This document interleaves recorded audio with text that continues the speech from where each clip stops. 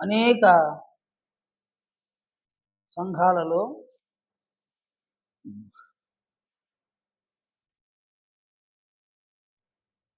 యేసుక్రీస్తు అంటే అభిమానిస్తూ ఉన్నారన్నమాట. యెహోవా దేవుడంటే కొద్దో గొప్పో గౌరవాన్ని కలిగి ఉన్నారు.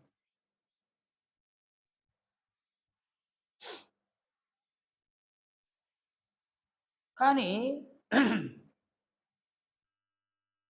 ఒక ఆత్మ పరలోక రాజ్యానికి వెళ్ళడానికి క్రీస్తు యేసు మహిమను పొందుటకు కారణమైన క్రీస్తు బోధను, అపోస్తలుల బోధను అనుసరించడంలో సఫలులు కాలేకపోతున్నారన్నమాట.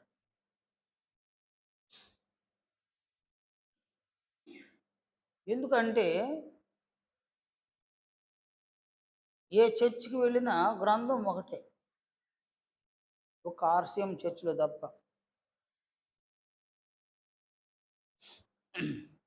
గ్రంథంలో మార్పు లేదు గానీ సంఘాలు మారిపోయినాయి. సంఘం మారింది కాబట్టి సంఘం యొక్క సిద్ధాంతం మారిపోయింది.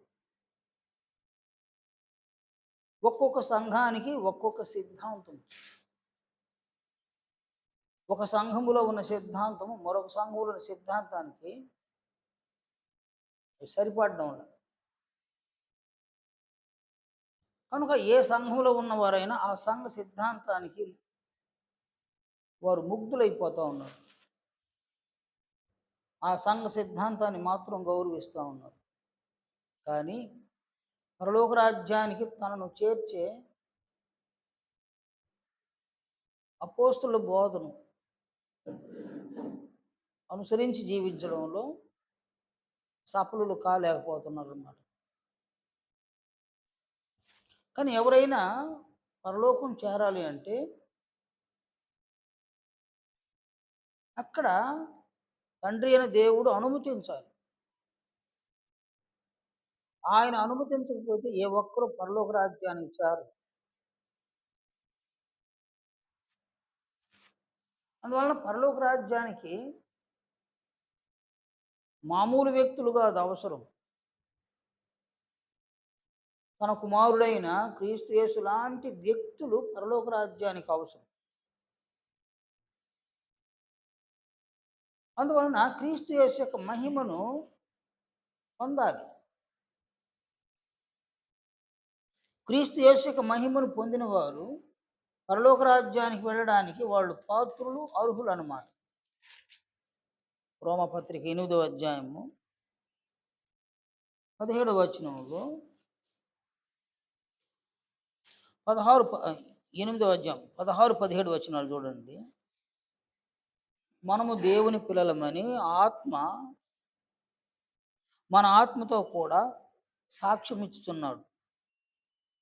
అంటే పరిశుద్ధాత్ముడు తానే మన ఆత్మతో కూడా మనము దేవుని పిల్లలమని సాక్ష్యం ఇస్తున్నాడు. 17వ వచనంలో మనము పిల్లలమైతే అంటే దేవుని పిల్లలమైతే వారసులం. ఎక్కడికి వారసులము? పరలోక రాజ్యానికి వారసులం. కాబట్టి వారసుడు అనేవాడు ఎలా ఉండాలి అని అంటాడు. అనగా దేవుని వారసులం. క్రీస్తుతో కూడా మహిమ పొందుటకు ఆయనతో కూడా శ్రమ పడిన ఎడల క్రీస్తు తోడి వారసులము. కాబట్టి ఇక్కడ క్రీస్తుతో కూడా మహిమను పొందాలి. అంటే క్రీస్తు మహిమను మనం పొందాలన్నమాట. క్రీస్తు మహిమను పొందకపోతే పరలోక రాజ్యానికి అనుమతి లేదు. తండ్రి అయిన దేవుడు అనుమతించడు. అందువలన పరలోక రాజ్యానికి క్రీస్తు మహిమను పొంది వెళ్ళాలి. అది ఒంటరిగా కాదు, క్రీస్తుతో కూడా వెళ్ళాలన్నమాట. అందువల్ల క్రీస్తుకి తీర్పులో ఏం పని ఆయన? తీర్పులో ఆయనకు ఒక పని పెట్టినాడు దేవుడు. అదేం పని అంటే ఫిల్టర్ చేసే పని పెట్టినాడు ఆయన. తన పోలికలో ఉన్నవారెవరు,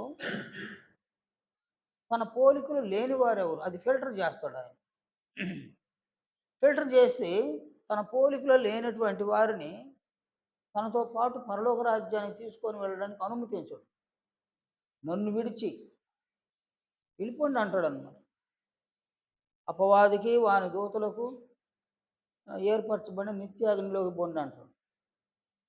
అలాగే తన పోలికలు ఉన్నవారు ఆయన ఫిల్టర్ చేయగా తన పోలికలో ఎంతమంది అయితే ఉన్నారో వారిని తన వెంట పెట్టుకొని పరలోకం వెళతాడు. వారిని తండ్రిని దేవుడు అనుమతిస్తాడు పరలోక రాజ్యంలో.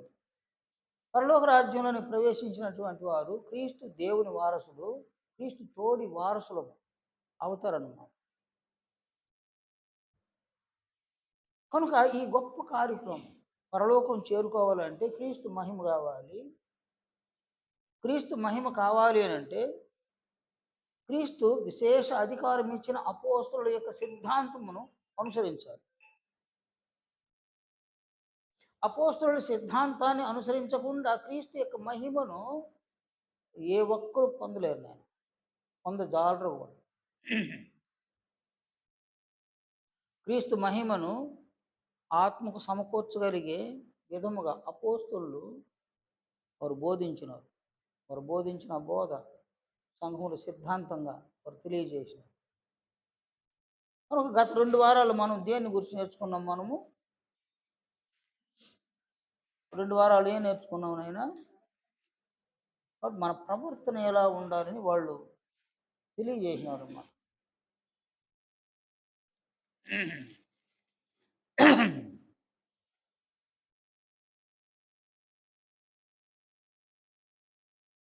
ఈ దినం చూడండి, పేతురు రాసిన మొదటి పత్రికలో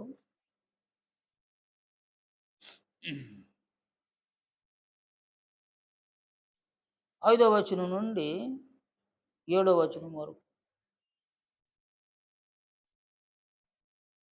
మొదటి అధ్యాయము 5వ వచనం నుండి 7వ వచనం వరకు. ఇక్కడ అపోస్తులుడైన పేతురు చెప్పినటువంటి ఆలోచన చూడండి.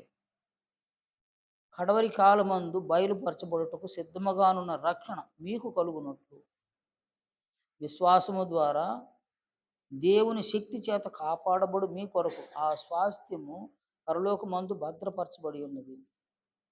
ఇందువలన మీరు మిక్కిలి ఆనందించుతున్నారు కానీ అవసరమును బట్టి, దేని బట్టినైనా అవసరమును బట్టి నానా విధములైన శోధనల చేత ప్రస్తుతమును కొంచెము కాలం మీకు దుఃఖము కలుగుతున్నది. 7వ వచనంలో నశించిపోవు సువర్ణము అగ్ని పరీక్ష వలన శుద్ధపరచబడుతున్నది కదా, దానికంటే అమూల్యమైన మీ విశ్వాసం ఈ శోధనల చేత పరీక్షకు నిలిచినదై యేసుక్రీస్తు ప్రత్యక్షమైనప్పుడు మీకు మెప్పును మహిమయు ఘనతయు కలుగుటకు కారణమగును. కాబట్టి ఇక్కడ అమూల్యమైన విశ్వాసము అని ఆయన ప్రతిపాదించినాడు అన్నమాట సంఘానికి.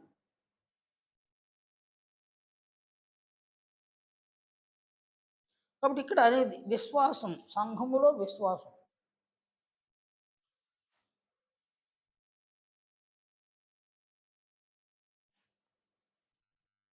సంఘములో ఉన్నవారు విశ్వాసమును కలిగి ఉండాలి.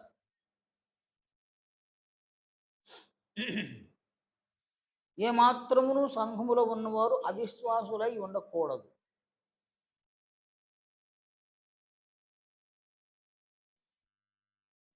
కనుక సంఘములో విశ్వాసము అంటే ఏంది నైనా? అదే విశ్వాసం అంటే ఏంది? సంఘములో విశ్వాసం కొంచెం ఆలోచన చేయండి. సంఘంలో విశ్వాసం అంటే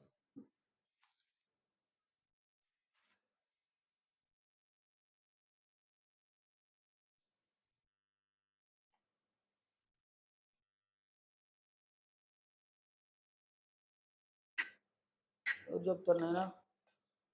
సంఘంలో విశ్వాసం ఇదివరకు చాలాసార్లు వినుంటారు.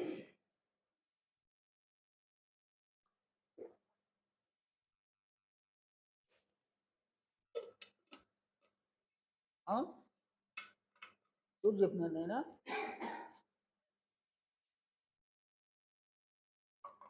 ఈయన చెప్పింది ఏం విశ్వాసం చెప్పినాడు ఈడ? అమూల్యమైన విశ్వాసం అన్నమాట.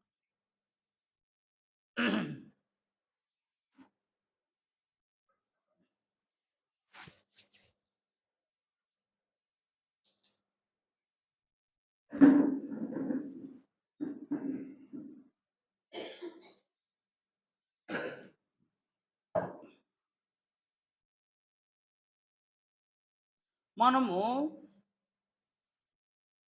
సంఘంలోనికి రాకమునుపు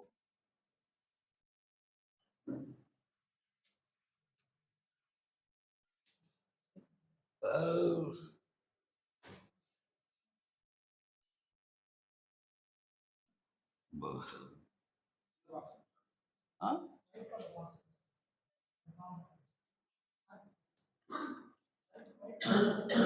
వైటే కదా ఇవా? ఏం వీటి స్పెషలా? బోర్డు బాగుంటే ఏం చాక్లెట్ బాగానే ఉంటుంది.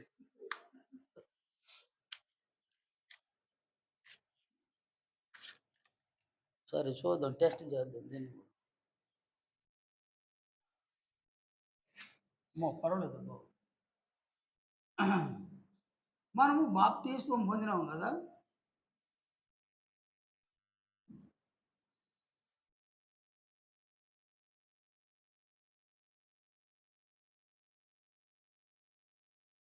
ఈ బాప్తిస్మమునకు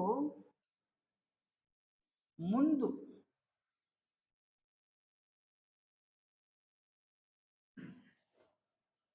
మనము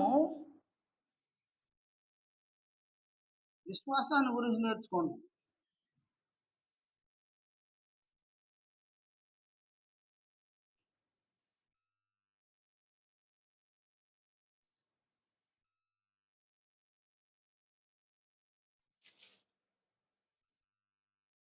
మార్కు సువార్త 16వ అధ్యాయం 15-16 వచనాల్లో అక్కడ యేసు ప్రభు ఇలా సెలవిచ్చినారు. అని ఏమన్నాడంటే, మీరు సర్వలోకమునకు వెళ్ళి సర్వ సృష్టికి సువార్తను ప్రకటించుడి. నమ్మి బాప్తిస్మం పొందినవాడు రక్షింపబడును, నమ్మని వానికి శిక్ష విధింపబడును అని అన్నాడు ఆయన. కాబట్టి బాప్తిస్మమునకు ముందు విశ్వాసం అంటే, విశ్వాసం అంటే ఏదైనా నమ్ముట. ఇది బాప్తిస్మమునకు ముందు విశ్వాసం. దేని పట్ల విశ్వాసము?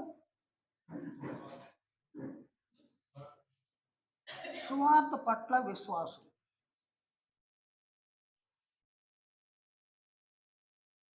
సువార్త పట్ల విశ్వాసం కలిగిన మనం అంటే సువార్తను నమ్మినాం. నేను నిజంగా నమ్మినాం లేదా? నిజంగా నమ్మినామా లేదా?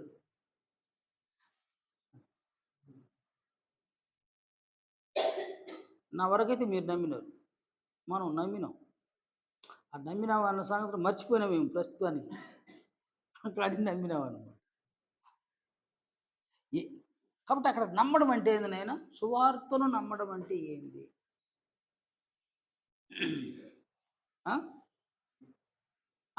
అంగీకరించడం వేరు, నమ్మడం. సువార్తను నమ్మినాం కదా. సువార్తను నమ్మడం అంటే ఏమి నమ్మినామ్మా? ఏమి నమ్మినాం? ఒక్కొక్కరు చెప్పండి ఆయన. ఒక్కొక్కరు ఒక్కొక్క పాయింట్ చెప్పిన పర్వాలేదు. ఎవరు చెప్తారు?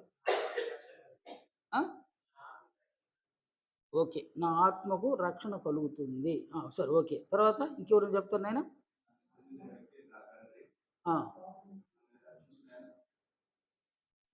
క్రీస్తు యేసు. ఓకే, ఇంకోటి చెప్తారు నాయన?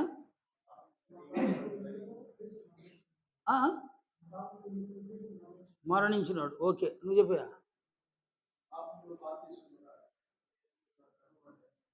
ఓకే, ఇంకా ఇంకెవరైనా చెప్తారు నాయన? అంతేనా?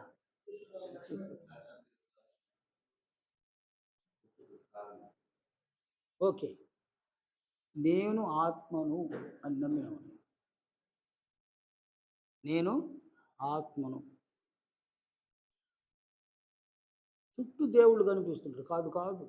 యెహోవా నన్ను ఈ లోకంలోకి పంపించాడు. ఆయన నన్ను పంపించడానికి అమూల్యమైన కారణం ఒకటుంది. తన కుమారునిగా జ్యేష్ఠునిగా చేయుటకు తన కుమారుని పోలిన కుమారుడుగా నేను తయారగుటకు ఈ లోకంలో నన్ను పంపించాడు. ఈ లోకంలోనికి ఆయనైతే నన్ను పంపించినాడు. నేనైతే వచ్చినాను. కానీ ఈ లోకము నన్ను పాపిగా మార్చేసింది. నేను పాపిని. నిజం. ఇది నిజం అని నమ్మడం. నేను ఆత్మ అని నమ్మినాము. దేవుడు నన్ను పుట్టించినాడు అని నమ్మినాము. నా విషయంలో ఆయనకు ఒక సంకల్పం ఉంది. నమ్మినాం. సంకల్పానికి విరుద్ధంగా నేను పాపినైపోయినాను అని నమ్మినాం. నా పాపముల నుండి నన్ను రక్షించి నన్ను తన కుమారుడైన క్రీస్తు యొక్క మహిమలోనికి రూపాంతరం చెందేటట్టు చేయడానికి తన కుమారుడైన క్రీస్తును నా కొరకు సిలువలో బలిగా అర్పించినాడు. నమ్మినాం. ఇవన్నీ నమ్మకమే కదా నాయన. కనుక నేను పాపిని కాబట్టి దేవుని కుమారునికి మహిమలోనికి ఎదగవలసిన నేను సాతాను యొక్క రూపంలోకి మారిపోయాను, సాతానుగా మారిపోయినాను అని కూడా మనం నమ్మినాం. నా ఆత్మ పతనమైపోయింది అని నమ్మినాం. ఇలాంటి పరిస్థితి నుండి తండ్రి అయిన దేవుడు నన్ను రక్షించగలడు. అది ఎక్కడంటే బాప్తిస్మములో అని నమ్మి. బాప్తిస్మములో నా పాపములను, నా అపరాధములను తన కుమారుడైన క్రీస్తు యొక్క అమూల్యమైన రక్తంతో కడిగి వేస్తాడు అని నమ్మి. అంటే ఇంకా చాలా ఉన్నాయి నేను చెప్పడానికి. ఆయన నన్ను అంటే తండ్రి అయిన దేవుడు నన్ను బాప్తిస్మములో పాప మరణముల నుంచి రక్షిస్తాడని నమ్మి బాప్తిస్మం పొందిన తర్వాత ఆ బాప్తిస్మంలో అనేక ఆశీర్వాదాలు నాకు దయచేస్తాడని నమ్మి ఆశీర్వాదాలను పొందిన మనము మన సంఘంతో చేరస్తాడు అని కూడా నమ్మినాం. మనం అంటే నమ్మినాం. ఇవన్నీ కూడా నమ్మినాం. మనం 1, 2 కాదు. నేను అనేక సంగతులను నమ్మినాం. నమ్మి ఎక్కడికి వచ్చినాం మనము? బాప్తిస్మములోనికి వచ్చినాం. మనం నమ్మి బాప్తిస్మములోనికి వచ్చినాం అన్నమాట. ఆయన ఏం చేసినాడు? మనల్ని బాప్తిస్మం నుంచి రక్షణ దయచేసినాడు. రక్షణ దయచేసి ఆయన ఎక్కడ పంపించాడు? మనల్ని సంఘంలోని పంపించాడు.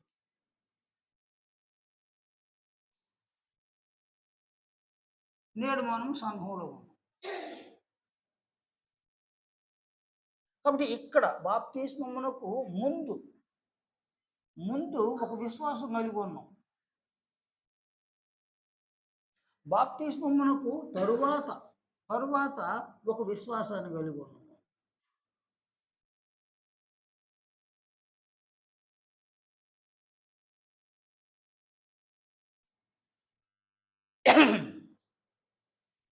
అంటే ఈ విశ్వాసానికి ఆ విశ్వాసానికి సంబంధం లేదండి. సంబంధం లేనే లేదన్నమాట.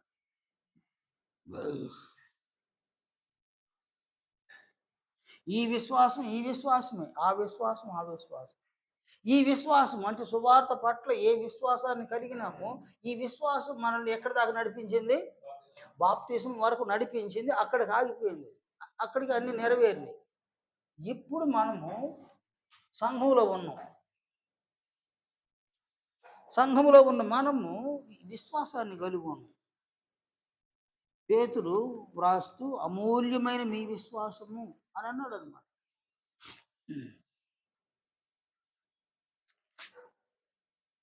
కనుక సంఘములో మనము విశ్వాసాన్ని కలిగి ఉన్నాం.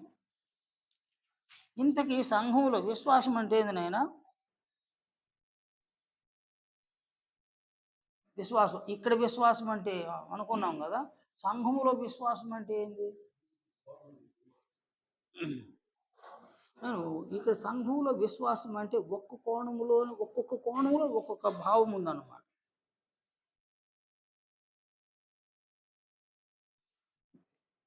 ఒక విధంగా చూడండి, యోహాను సువార్త 14వ అధ్యాయంలో యేసు ప్రభువు శిష్యులకు ఇలా తెలియజేసినాడు. 14వ అధ్యాయం మొదటి వచనం. మీ హృదయములో మీ హృదయమును కలవరపడనీయకుడి. ఏమంటాడు ఆయన? మీ హృదయమును కలవరపడనీయకుడి.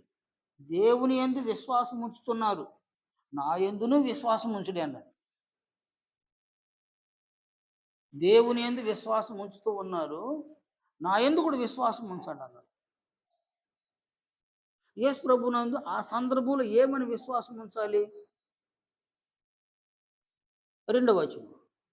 నా తండ్రి ఇంట అనేక నివాసములు గలవు, లేని ఎడల మీతో చెప్పుదును. నేను వెళ్ళి మీ కొరకు స్థలము సిద్ధపరచి నేనుండు స్థలములో మీరును ఉండులాగున మరల వచ్చి నా యొద్ద నుండుటకు మిమ్మును తీసుకొని పోవుదును. కాబట్టి దీన్ని ఏం చేయమంటాడు ఆయన? దీన్ని నమ్మమంటాడు. నేను చెప్పిన దీన్ని నమ్మండి అని అంటాడు. అందువల్ల దేవుని యందు విశ్వాసం ఉంచుతున్నారు, నా యందును విశ్వాసం ఉంచండి అంటే నన్ను నమ్మండి అంటాడు. చెప్పకనే చెప్తాడు నన్ను నమ్మండి అని. ఏమని నమ్మంటాడు ఆయన? అక్కడేమో ఖాళీలు ఉన్నాయి, నేను వెళ్తా, వెళ్ళి నేనేం చేస్తానాడా? మీ కొరకు స్థలాన్ని సిద్ధం చేస్తా. నేను ఉండిపోయేది అక్కడనే, నేనుండు స్థలంలో మీరును ఉండులాగున మరలా వస్తాను, నా యొద్ద ఉండడానికి మిమ్మల్ని తీసుకొని వెళ్తాను. దీన్ని ఒక విధంగా ఏమనంటే వాగ్దానం అన్నమాట. ఈ వాగ్దానాన్ని ఆయన ఏం చేయమంటాడు శిష్యులతో? ఏం చెప్పినాడు శిష్యులకి? దేవుని యందు విశ్వాసం ఉంచుతున్నారు, నా యందును విశ్వాసం ఉంచుడి. కాబట్టి ఇక్కడ ఆయన ఈ స్థలములు ఎక్కడ ఉన్నాయంటాడు ఆయన? తండ్రి అంట. తండ్రి లేది పరలోకం అన్నమాట.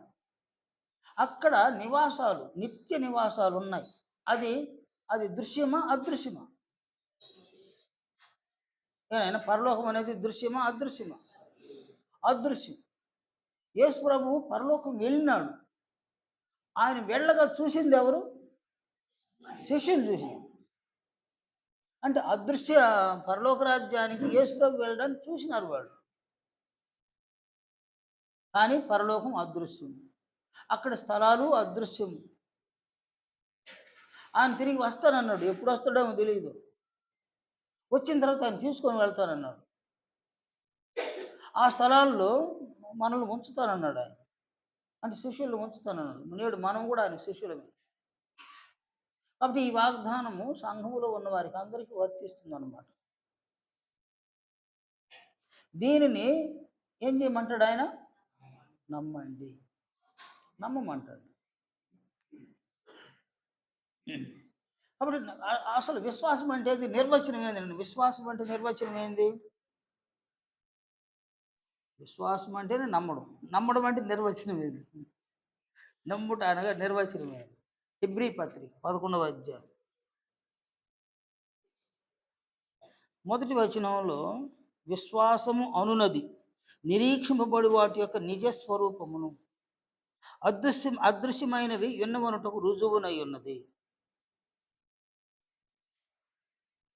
కాబట్టి విశ్వాసము అంటే ఏంటంటే నిర్వచనము. ఈయన బలి చక్కగా చెప్పిన నిర్వచనాన్ని.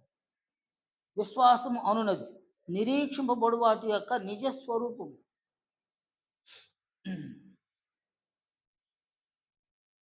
మనం దేనికోసం నిరీక్షిస్తూ ఉన్నామో దానికి నిజ స్వరూపము విశ్వాసం.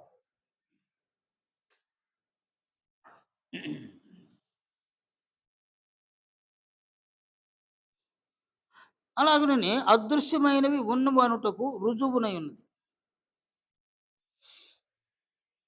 దీన్ని ఎలా ఎలా మనం చెప్పుకోవాలి?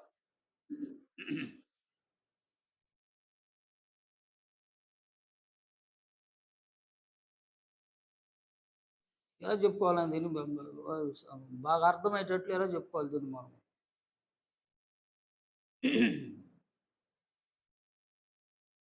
అంటే ఒకడు ఒక వారమంతా కష్టపడి పని చేస్తూ ఉన్నాడు.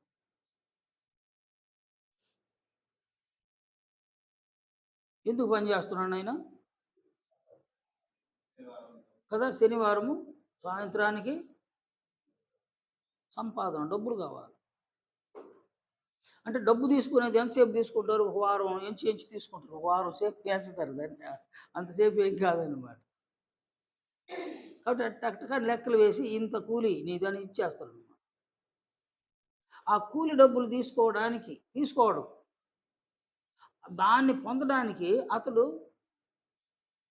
ఏం చేసినాడాయన? కాబట్టి ఆయన నిరీక్షణ దేని మీద ఉంది?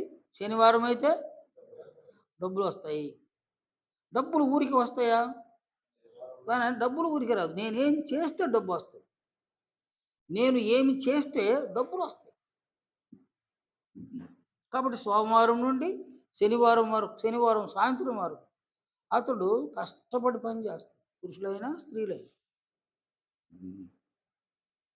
కనుక సోమవారం ఉదయం పని ప్రారంభించినప్పుడు ఒక నిరీక్షణ. శనివారం రోజు నాకు డబ్బులొస్తాయి. కాబట్టి అతడు ఒక అంగటి కాడికి వెళ్తే, అంగటి వాళ్ళని రిక్వెస్ట్ చేస్తాడు. నేను పనికెళ్తున్నాను. శనివారం నాకు కూలి వస్తది. అంతవరకు మాకు కొన్ని సరుకులివ్వండి అని అడుగుతాడు. ఆ సరుకులు అడగడానికి ఏది కారణము? నిరీక్షణ. నిరీక్షణే కారణం అన్నమాట. నేనేనా? ఇప్పుడు నెల జీతగాళ్ళు ఏం చేస్తారంటే, ఆ ఖాతా ఉంటది అంగళ్ళో. కాబట్టి అతనికి ఒక నిరీక్షణ. నాకు ఒకటో తేదీ వస్తే నా అకౌంట్‌లోకి డబ్బులు పడతాయి. కాబట్టి వాళ్ళు నాకు కావాల్సిన సరుకులు ఇవ్వమని అడుగుతారనమాట. ఒక నిరీక్షణ. ఒకటో తేదీ పెడితే నాకు నా అకౌంట్‌లోకి డబ్బులొస్తాయి. డబ్బులు ఊరికే రావన్నమాట. నెలంతా కష్టపడి పని చేయాలి. ఒకటో తేదీ నుంచి చివరి తేదీ వరకు కష్టపడి పని చేస్తే, మళ్ళీ ఒకటో తేదీకి ఆహ్, బ్యాంక్ కాడికి వెళ్ళగలిగే ధైర్యం ఉంటదనమాట. నేను ఏటీఎం జేబులో నుంచి తీయడానికి ధైర్యం ఉంటది. నెలంతా పనే చేయకుండా పోతే ఏటీఎం తీస్తే 10 సార్లు పెట్టినా కూడా ఏమొస్తది ఆడ? అక్కడ ఏమి రాదనమాట. కాబట్టి ఇక్కడేందంటే, ఒక నిరీక్షణ. నిరీక్షణ సఫలం చేసుకోవాలనమాట. దాన్ని విఫలం చేసుకోకూడదు. సఫలం చేసుకోవడానికి మనమేం చేయాలో దాన్ని చేస్తే నిరీక్షించిన దాన్ని మనం పొందుతామనమాట. వారమంతా ఖాళీగా కూర్చొని శనివారం వెళ్లి కూలి వచ్చేస్తాను. బెవరిచ్చేస్తారు కూలి. నెలంతా పని చేయకుండా మొదటి తేదీకి అకౌంట్‌లో డబ్బు పడాలంటే ఎలా పడతాయి డబ్బులు? కాబట్టి మనం దేనిని నిరీక్షిస్తామో దానిని పొందడానికి మనం ఏం చేస్తే ఆ నిరీక్షణ సఫలమవుతది అని ముందు మనం ప్లాన్ చేసుకుంటాం.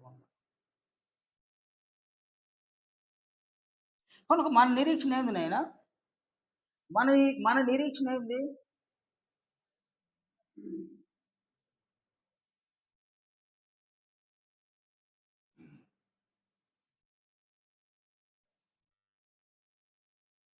మన నిరీక్షణ. మన నిరీక్షణ ఏంది నాయనా? ఎవరు? గట్టిగా చెప్పండి. ఒక్కొక్కరు చెప్పండి గట్టిగా. ఆ? క్రీస్తు మహిమను పొందడం.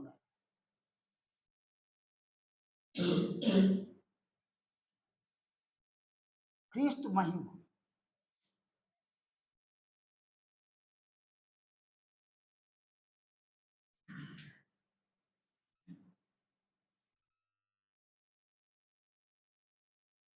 క్రీస్తు మహిమను పొందాలి. ఇది మన నిరీక్షణ. సంఘములో ఉన్న మన నిరీక్షణ అన్నమాట ఇది. సంఘంలో ఇదొక నిరీక్షణ.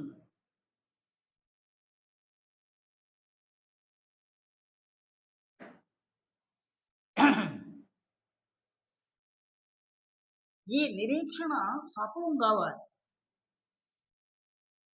నిరీక్షణను మనమే సఫలపరుచుకోవాలన్నమాట. అంటే ఇక్కడొచ్చి బాప్తిస్మములో ఈ రక్షణను మనకు దయచేసింది ఎవరు? మనల్ని రక్షించింది ఎవరు? దేవుడు. మనకు క్రొత్త జన్మనిచ్చింది ఎవరు? దేవుడు. పరిశుద్ధాత్మను వరంగా ఇచ్చింది ఎవరు? ఆయనే. జీవాన్ని ఇచ్చింది ఎవరు? ఆయనే. అలాగే నీతిమంతులుగా తీర్చింది కూడా ఆయనే. కాబట్టి బాప్తిస్మం అనే కార్యక్రమంలో ఒక్క రక్షణతో పాటు అనేక ఆశీర్వాదాలను దేవుడు దయచేసినాడు. దేవుడు ఆశీర్వాదాలను దయచేసి అక్కడికి పంపించినాడు. సంఘంలోకి పంపించేసి మనం సంఘంలో ఉన్నాం. ఇక అక్కడ ఆయన అన్నిటిని మనకివ్వడు అనమాట. అక్కడేమి ఇవ్వడు? అన్నిటిని మనకివ్వడు. మనం ఏం చేయాలి? మనమే సమకూర్చుకోవాలన్నమాట. ఇది నీ ఇంట్రెస్ట్, అది నా ఇంట్రెస్ట్. అంటే క్రీస్తు మహిమను నీకిచ్చి పరలోక రాజ్యాన్ని తీసుకోవాలనుకుంటే మనమేనా? ఎంతమంది లేరు నాయన. ఎంతమంది లేరు. ఇక్కడ క్రీస్తు మహిమను నీ అంతట నీవు పొందాలన్నమాట. చూడండి 10th క్లాస్ వరకు బిడ్డలు చదువుతా ఉన్నారనమాట. 10th క్లాస్ వరకు. 10th క్లాస్ దాటిన తర్వాత ఏది దృష్టి వస్తది నాయన? మనసుకేమొస్తది? లైఫ్. లైఫ్ వస్తదనమాట.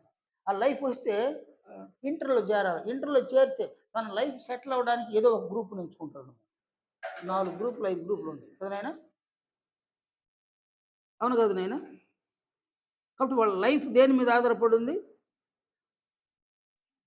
ఏ గ్రూప్ తీసుకుంటే లైఫ్ బాగుంటదనుకుంటారో, ఏ గ్రూప్ వాళ్ళకి ఇంట్రెస్ట్‌గా ఉందో ఆ గ్రూప్ తీసుకుంటారు.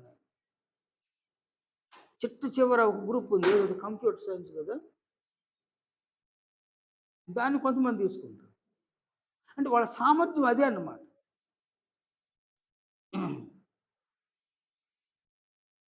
కాబట్టి ఇక్కడ ఇంటర్మీడియేట్ చేరేసరికి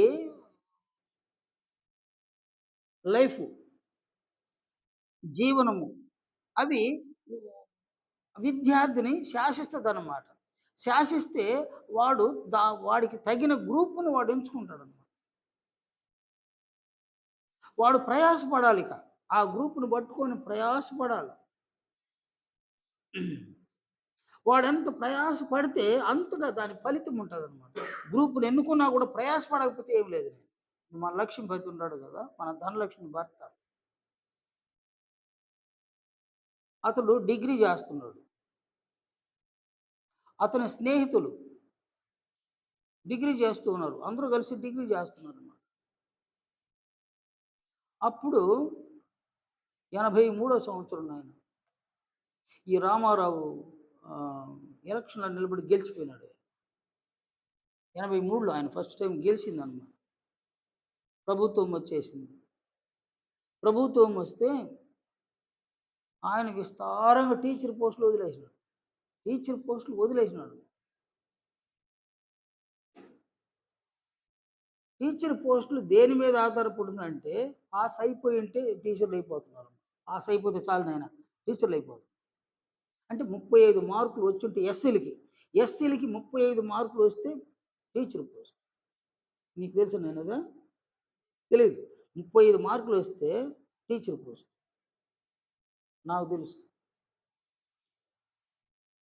ఇతని ఫ్రెండ్స్ అందరూ గూడా 35, 36, 37, 40 మార్కులకి తక్కువ లేకుండా వచ్చేసింది వాళ్ళకి. ఈయనకి 32 మార్కులు వచ్చిందన్నమాట. 32 మార్కులు వచ్చింది. ఎన్ని మార్కులు తక్కువ నాయన? 3 మార్కులు తక్కువైతే అప్పుడు ఒక 2 మార్కులు భర్తీ చేస్తది గవర్నమెంట్ ఎస్సీలకి. ఎస్సీలకి 2 మార్కులు భర్తీ చేస్తే 35 వచ్చేయాల. 2 మార్కులు భర్తీ చేసినా గూడా 34కొచ్చి నిలిచింది. జాబ్ రాలేదు. ఇతనితో గూడా చదువుకున్న వాళ్ళందరూ ఈరోజు టీచర్స్ రిటైర్మెంట్ కాబోతారనమాట. రిటైర్మెంట్ కాబోతారు. ఒక జాబ్ తన లైఫ్‌ని మార్చేసి ఉంటదనమాట. ఎందువల్ల అలా జరిగిందంటే కష్టపడల. కష్టపడలేదు నేను. ఇప్పుడు ఎన్ని బాధలంటే అన్ని బాధలు. తన ఫ్రెండ్స్ ఉద్యోగస్తులుగా సెటిల్ అయిపోయి బాగుండారు. ఇతడైతే వాళ్ళని చూసినప్పుడంతా కృంగిపోతుంటాడు.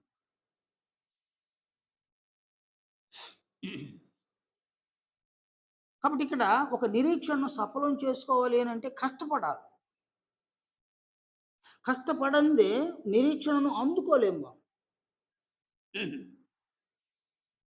ఒక టీచర్ పోస్ట్ అయినా, మరి ఏ జాబ్ అయినా కష్టపడితేనే. ఇక్కడ అన్ని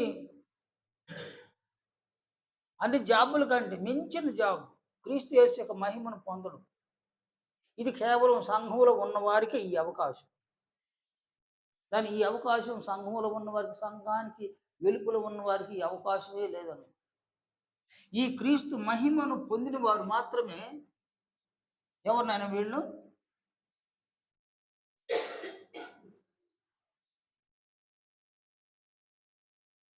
దేవుని వారసులు.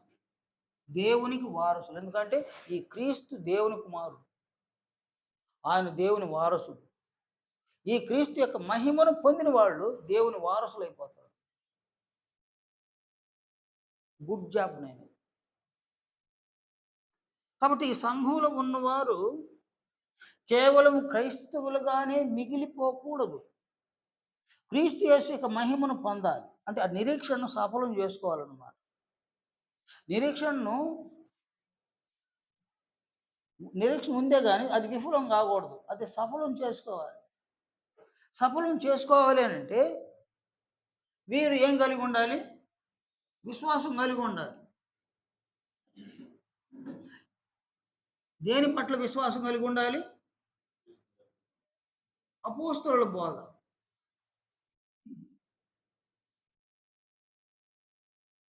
ఈ బోధ పట్ల విశ్వాసాన్ని కలిగి ఉండాలి.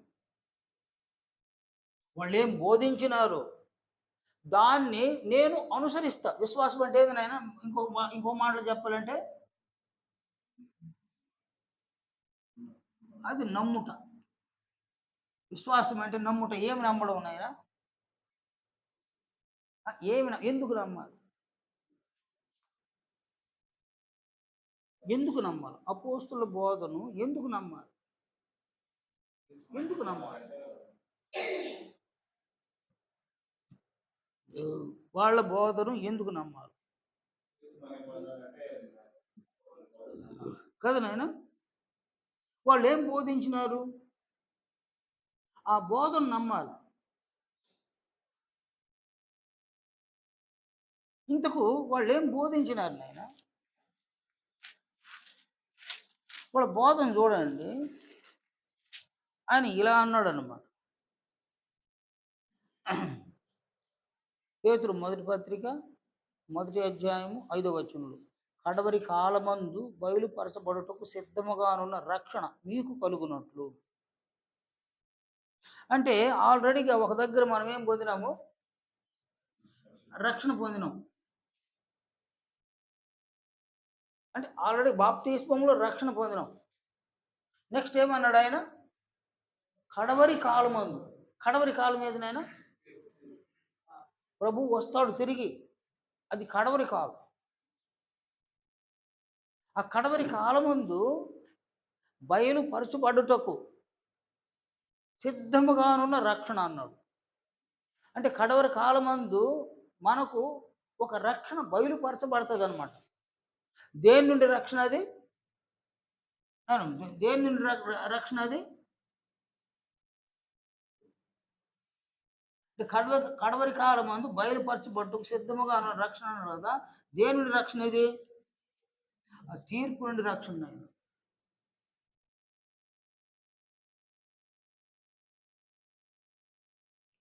తీర్పు నుండి ఒక రక్షణ మనకు బయలుపరచబడుతుంది అన్నాడు. కనుక తీర్పులో కడవరి కాలమందు బయలుపరచబడ్డకు సిద్ధముగా ఉన్న రక్షణ ఎవరికి కలగాలి? ఈడ మనం ఎవరైతే సంఘంలో ఉన్నామో విశ్వాసులుగా మనకు ఆ రక్షణ కలగాలి. అంటే క్రీస్తు యేసు ద్వారా అక్కడ మనం రక్షణ పొందాలన్నమాట. అంటే ఇక్కడైతే దేవుడు మనల్ని రక్షించినాడు, బాప్తిస్మములో దేవుడు రక్షించినాడు. ఇక్కడ ఎవరు రక్షించాలా? మనల్ని మనమే రక్షించుకోవాలి. మార్పు లేదు. నిన్ను నీవు రక్షించుకోవాలి. తీర్పులో నన్ను నేను రక్షించుకోవాలి. నిన్ను రక్షించేది ఏది? అక్కడ నిన్ను రక్షించేది ఏది? అక్కడ తీర్పులో నిన్ను రక్షించేది క్రీస్తు మహిమ నిన్ను రక్షిస్తుంది, నన్ను రక్షిస్తున్నాడు.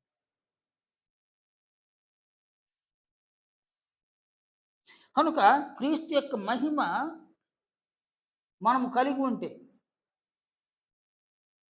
రక్షణను మనం పొందుతాం తీర్పులో. సరే, నెక్స్ట్ ఆనాటి క్రైస్తవులు ఎలా ఉండరు చూడండి. కడవరి కాలమందు బయలుపరచబడుటకు సిద్ధముగానున్న రక్షణ మీకు కలుగునట్లు విశ్వాసము ద్వారా దేవుని శక్తి చేత కాపాడబడు మీ కొరకు ఆ స్వాస్థ్యము పరలోకమందు భద్రపరచబడి ఉన్నది. అంటే పరలోకములు ఒక స్వాస్థ్యం భద్రపరచబడింది అని అన్నాడు. ఏంది అదంటే 3-4 వచనాలు అంటాడు. మన ప్రభువుగు యేసుక్రీస్తు తండ్రి అయిన దేవుడు స్తుతింపబడును గాక. మృతులలో నుండి యేసుక్రీస్తు తిరిగి లేచడం వలన జీవముతో కూడిన నిరీక్షణ మనకు కలుగునట్టు అనగా అక్షయమైనదియు నిర్మలమైనదియు వాడబారనిదియునైన స్వాస్థ్యము మనకు కలుగును. ఎలాంటి స్వాస్థ్యం ఇది? అక్షయమైంది. అక్షయమైందంటే ఏది నాయన? నాశనం లేనిదన్నమాట. నిర్మలమైందంటే ఎలాంటి లోపాలు లేవు. వాడబారనిదంటే ఏనైనా అది ఎప్పుడు స్థిరంగా ఉంటుంది. అది వాడబారదు. అది ఒక స్వాస్థ్యం. అది మనకు కలుగునట్టు తన విశేష కనికరం చొప్పున ఆయన మనలను మరల జన్మింపజేశాడు.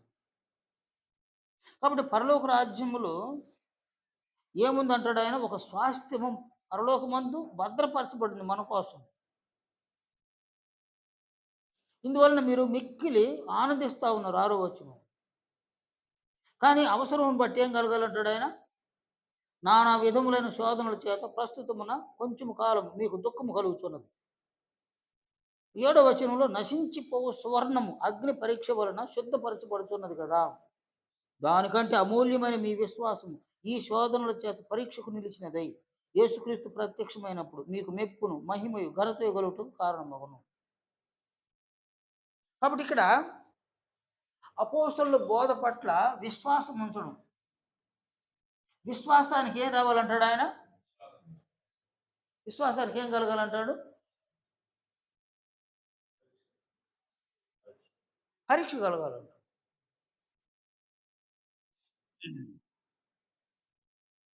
కాబట్టి ఈ పరీక్ష దేని వల్ల రావాలో? శోధన వల్ల రావాలి. ఇక్కడ మనం ఏం నేర్చుకుంటున్నాం? విశ్వాసాన్ని గురించి నేర్చుకుంటా ఉన్నాం.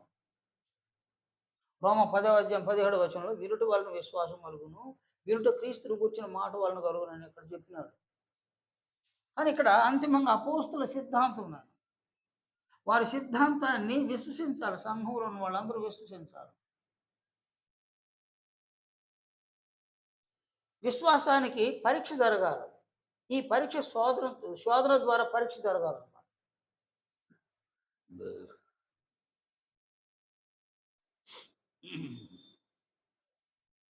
ఈ లేఖనాన్ని చూద్దాము.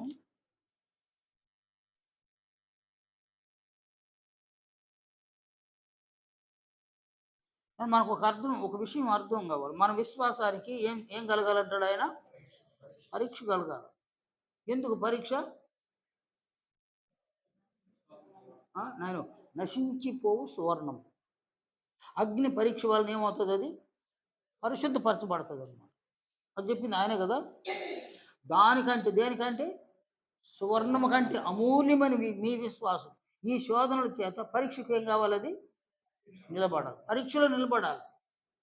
పరీక్షలో కాలిపోతే అది బంగారు కాదు, అది సువర్ణం కానే కాదు అనమాట. పరీక్షలో నిలిస్తే అది సువర్ణం. కాబట్టి సువర్ణం అంటే ఏంది నాయన? అది మేలిమి బంగారు అనమాట. 24 క్యారెక్టర్ అంటారు కదా, 916 అంటారు అనమాట. అది అగ్నిలో వేస్తే అది అలాగే ఉండిపోతుంది. అది కాదు నాయన. నిప్పు కావచ్చు, మళ్ళీ ఆరితే బంగారు. కొన్ని అయితే కాలిపోతాయి అన్నమాట.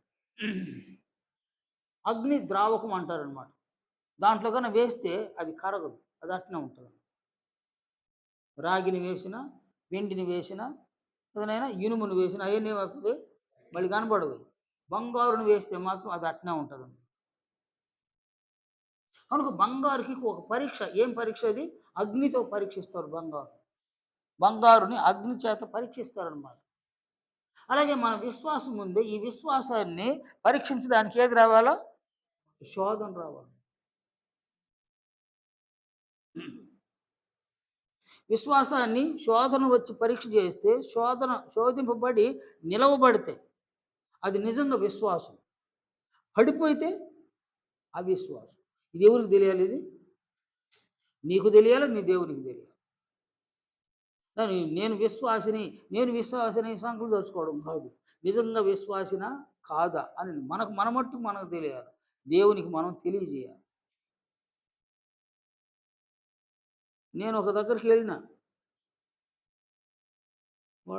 ఆయన పాస్టర్ అన్నమాట.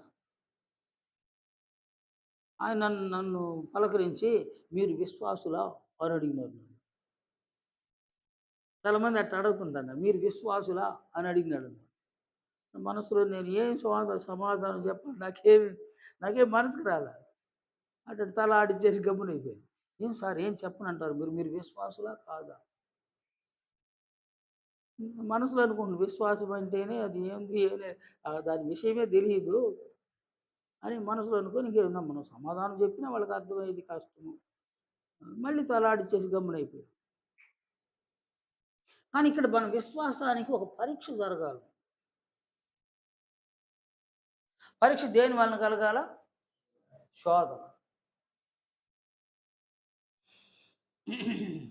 ఈ లేఖనాన్ని చూడండి.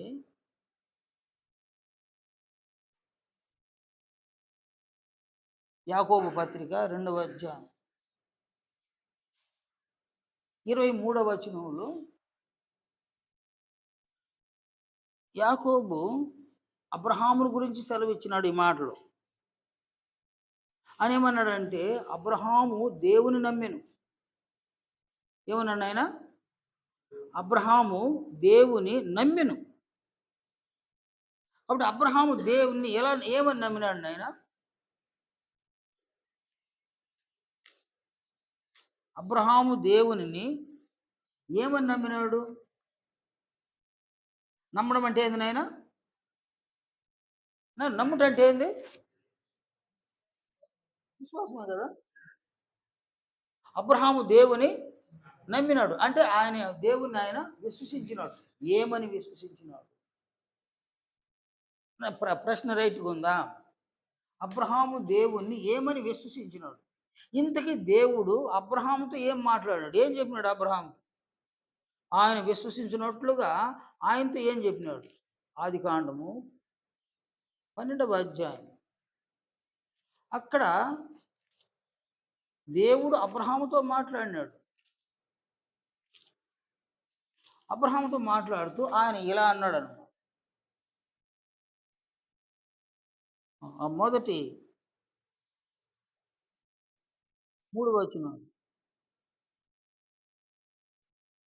యెహోవా దేవుడు అబ్రహాముతో మాట్లాడిన మాటలు చూడండి.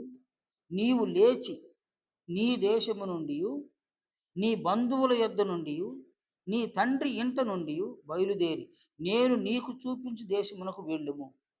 నిన్ను గొప్ప జనముగా చేసి నిన్ను ఆశీర్వదించి నీ నామమును గొప్ప చేయుదును. నీవు ఆశీర్వాదముగా నుందువు. నిన్ను ఆశీర్వదించు వారిని ఆశీర్వదించేదను, నిన్ను దూషించు వారిని శపించేదను. భూమి యొక్క సమస్త వంశములు నీ యందు ఆశీర్వదింపబడునని అబ్రహాం తనగా. ఏం చెప్పినాడు అబ్రహాంకు దేవుడా?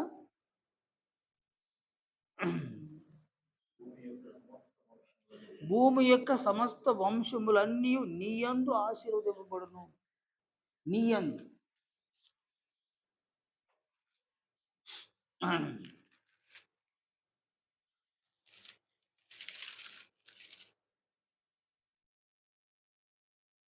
గలతీ పత్రిక 3వ అధ్యాయం 16వ వచనం.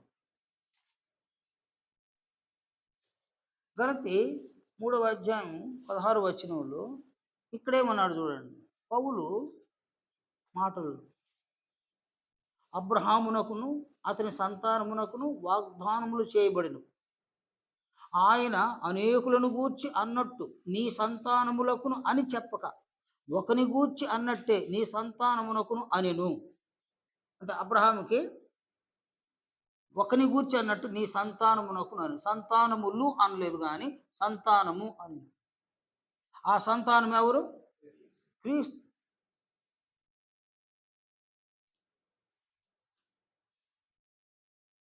క్రీస్తు ఎవరి వంశంలో రావాలా? అబ్రహాము వంశంలో రావాలన్నమాట. ఇప్పుడు ఆయనకి ఇస్సాకు పుట్టినాడు కదా. దేవుడు చేసిన వాగ్దానం ఇస్సాక కాదు, కాదు, క్రీస్తు అన్నమాట. దాన్ని ఈయన నిరీక్షించినాడు. ఎవరు? అబ్రహాము నిరీక్షించినాడు, దాన్ని విశ్వసించినాడు అన్నమాట. భూమి యొక్క వంశములన్నీ నీ యందు ఆశీర్వదింపబడును అనగా నీ కుమారుడు, నీ సంతానం, ఆయనతో భూమి యొక్క వంశాలన్నీ ఆశీర్వదిస్తా. యూదులే కాదు అన్ని జనులు కూడా ఆశీర్వదిస్తాను. ఇది అబ్రహాముకు దేవుడు చేసినటువంటి వాగ్దానము. ఈ వాగ్దానాన్ని ఆయన నమ్మినాడు. అంటే విశ్వసించినాడన్నమాట. విశ్వసించి ఆయన తన విశ్వాసాన్ని ఆయన రుజువు చేసుకోవాలి గదా! నేను అబ్రహాముకున్న విశ్వాసాన్ని ఆయన రుజువు చేసుకోవాలా లేదా? తాను విశ్వాసం కలిగి ఉన్నాడో లేదో రుజువు చేసుకోవాలి కదా! అబ్రహాముకి ఎంతమంది కుమారులు పుట్టినారు? నాయనా? శారాకి పుట్టింది ఎవరు నాయనా? ఇస్సాకు. ఇప్పుడు ఇస్సాకు గర్భవాసంలో వంశావళి అభివృద్ధి చెందాలా? ఈ వంశావళిలోనే ఎవరు పుట్టాలా? క్రీస్తు పుట్టాలి. అబ్రహాము దేన్ని నిరీక్షించినాడు? తన వంశంలో క్రీస్తు పుడతాడు అని ఆయన విశ్వసించినాడన్నమాట. విశ్వాసానికి ఏం కలగాలి ఇప్పుడు? పరీక్ష, శోధన రావాలన్నమాట. శోధన ఏంది నాయనా? ఇస్సాకుని బలిగా ఇచ్చేయి. అది ఆయనకున్నటువంటి విశ్వాసానికి వచ్చిన శోధన. అది శోధన కాదు, పరీక్ష అన్నమాట. దేవుడు ఎవరిని శోధించడు. దాని యాకోబు పత్రికలో యాకోబు పత్రిక 1వ అధ్యాయం 13వ వచనంలో, దేవుడు కీడు విషయమై శోధింపనేరడు, ఆయన ఎవరిని శోధింపడు. కాబట్టి దేవుడు శోధించడు, కానీ ఆయన ఏం చేస్తాడు? ఆయన పరీక్ష పెడతాడు అన్నమాట. అబ్రహామునకు పరీక్ష పెట్టినాడు దేవుడు. అంటే తన ఏకైక కుమారుని బలిగా అర్పించమని దేవుడు ఆయనకు ఒక పరీక్ష పెట్టినాను. ఇది అగ్ని పరీక్ష, నాయన, ఇది అగ్ని పరీక్ష పెట్టినాడు. కానీ అబ్రహాము విశ్వాసంలో నిలబడ్డాడా? ఆయన పడిపోయినాడా? ఆయన నిలబడ్డాడు. రోమపత్రిక 5వ అధ్యాయం చూడండి. ఆయన ఎంత విశ్వసించినాడు దేవుణ్ణి ఎంత విశ్వసించినాడు. 4వ అధ్యాయం 17వ వచనంలో, తాను విశ్వసించిన దేవుని ఎదుట ఏమంటాడు ఆయన? అబ్రహాముని గురించి చెప్పినాడు. తాను విశ్వసించిన దేవుని ఎదుట అనగా మృతులను సజీవులనుగా చేయువాడును. దేవుడు ఎలాంటి వాడు? ఆయన విశ్వాసం చూడండి. ఆయన అబ్రహాము యొక్క విశ్వాసము, మృతులను ఏం చేస్తాడు దేవుడు? సజీవులుగా చేయవాడును, లేని వాటిని ఉన్నట్టుగానే పిలుచువాడునైన దేవుని ఎదుట అతడు మనకందరికీ తండ్రి అయి ఉన్నాడు. ఇందును గూర్చి నిన్ను అనేక జనములకు తండ్రినిగా నియమించి తిని అని వ్రాయబడినది. నీ సంతానము ఈలాగు ఉండునని చెప్పిన దానిని బట్టి తాను అనేక జనములకు తండ్రి అగునట్లు నిరీక్షణకు ఆధారము లేనప్పుడు అతడు నిరీక్షణ కలిగి నమ్మిను. దేనికి నిరీక్షణ లేదు నాయనా? నిరీక్షణకు ఆధారమే లేదు అంటాడు. అంటే అబ్రహాంకి వాగ్దానం చేసినప్పుడు నీ సంతానం అన్నాడు కదా, ఈ వాగ్దానం చేసినప్పుడు అబ్రహాం యొక్క వయసు ఎంతనైనా ఇంచుమించు దగ్గరలో ఉన్నాడు అనమాట. 100 ఏళ్ళకి దగ్గరలో ఉన్నాడు. పౌలు అంటాడు తన శరీరం ఏమైంది అంటాడు? మృతతుల్యమైంది అని. శారా గర్భము కూడా మృతతుల్యమైంది. ఇక సంతానం పుట్టే అవకాశాలు 100% కాదు, 200% లేదండి. సంతానం పుట్టే అవకాశమే లేదు వాడు. కానీ ఆయన ఏం చేసినాడు? నిరీక్షణకి ఆధారం. పిల్లలు పుడతారని ఆధారాలే లేవన్న. ఈ ఆధారం లేనప్పుడు ఆయన ఏం చేసినాడు? నిరీక్షణ కలిగి ఆయన పుట్టిస్తాడు. క్రీస్తుని నా వంశంలో పుట్టిస్తాడు, నిరీక్షణ కలిగి నమ్మినాడు. ఎంత పెద్ద విశ్వాసం చూడండి. సరే, ఆయన పుట్టడానికి ఆయన ఎవరి నుంచి పుట్టాలా? ఒకే ఒక్క కొడుకు ఇస్సాకు. ఈయన వంశం వృద్ధి కావాలి కదా. ఈయన వంశం వృద్ధి అయితే ఆ వంశంలో క్రీస్తు పుట్టాలి కదా. సరే, 19వ వచనంలో, మరియు అతడు విశ్వాసమునందు బలహీనుడు కాక రమారమి 100 ఏండ్ల వయస్సు గలవాడయుండి అప్పటికి తన శరీరము మృతతుల్యమైనట్టును శారా గర్భమును మృతతుల్యమైనట్టును ఆలోచించును గాని అవిశ్వాసము వలన దేవుని వాగ్దానమును గూర్చి సందేహింపక దేవుని మహిమపరిచి ఆయన వాగ్దానం చేసిన దానిని నెరవేర్చుటకు సమర్థుడిని రూఢిగా విశ్వసించి విశ్వాసం వలన బలము నొందెను. అందుచేత అది అతనికి నీతిగా ఎంచబడింది. విశ్వాసం ఉన్నది ఏమైనాడు? ఆయన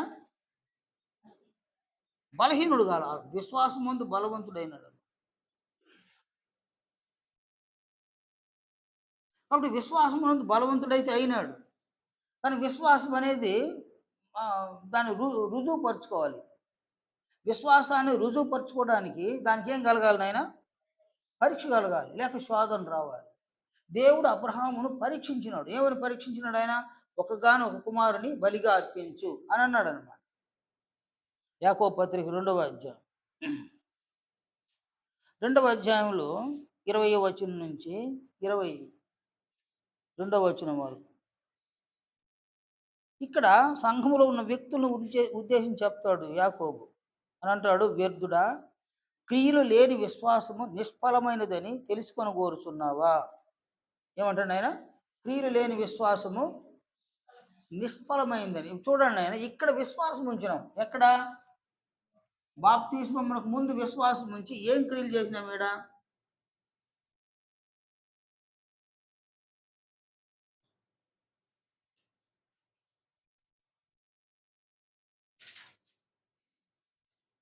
ఇక్కడ ఏం క్రియలు చేసినాం మనం?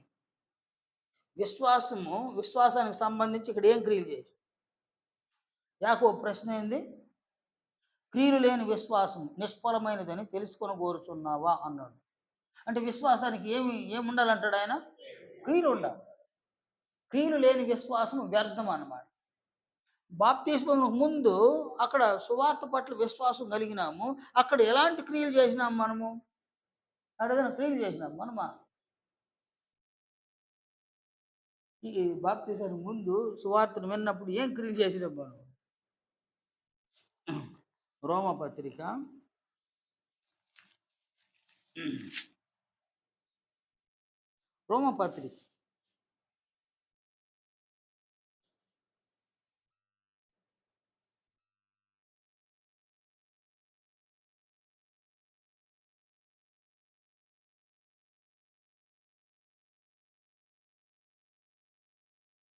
4వ అధ్యాయం. 4వ అధ్యాయము 4-5 వచనాలు చూడండి. లేక 3వ వచనం చూద్దాం. లేఖనమేమి చెప్తున్నది? అబ్రహాము దేవుని నమ్మెను, అది అతనికి నీతిగా ఎంచబడింది. పనిచేయు వానికి జీతము రుణమే గాని దానమని ఎంచబడదు. పని చేయక భక్తిహీనుని నీతివంతునిగా తీర్చువాని అందు విశ్వాసం ఉంచువానికి వాని విశ్వాసము నీతిగా ఎంచబడుతున్నది. ఇక్కడ ఏం జరిగింది? ఈడ పని చేయక ఇక్కడేం జరిగింది? బాప్తిసానికి ముందు ఏం క్రియ చేసినాం? విశ్వాసం కలిగినాం లేదా? సువార్తను విశ్వసించినాం, నమ్మినాం. నమ్మితే దానికి ఏం జోడించాలి మనము? క్రియలు జోడించాలి. ఏం క్రియలు చేసినావాడా? ఈయనేమన్నాడు ఈడ 5వ వచనంలో? పని చేయక అంటే క్రియ చేయక, పని చేయక భక్తిహీనుని నీతిమంతునిగా తీర్చువాని ఎందు విశ్వాసం ఉంచువానికి వాని విశ్వాసం నీతిగా ఎంచబడింది. కాబట్టి ఇక్కడ కేవలం ఏది నీతిమంతులకు తీర్చింది? ఈడ విశ్వాసం. విశ్వాసం అంటే ఏంది? ఇక్కడ విన్నాము, అదే విశ్వాసం. నమ్మినాం, వినిందాన్ని నమ్మినాం. అసలు క్రియ ఏమి లేదు, పని లేదన్నమాట. పని లేనకుండానే ఆయన మనల్ని ఏం చేసినాడు? ఉచితంగా నీతిమంతులుగా తీర్చినాడు అన్నమాట. కానీ అబ్రహాం దగ్గరకు వచ్చేసరికి ఏం జరిగింది? ఆడ అబ్రహాము తన విశ్వాసాన్ని రుజువుపరచుకోవడానికి ఏం చేయాల్సి వచ్చింది? ఆయన క్రియ చేయాల్సి వచ్చింది అనమాట. 21 యాకోబు 2వ అధ్యాయం 21.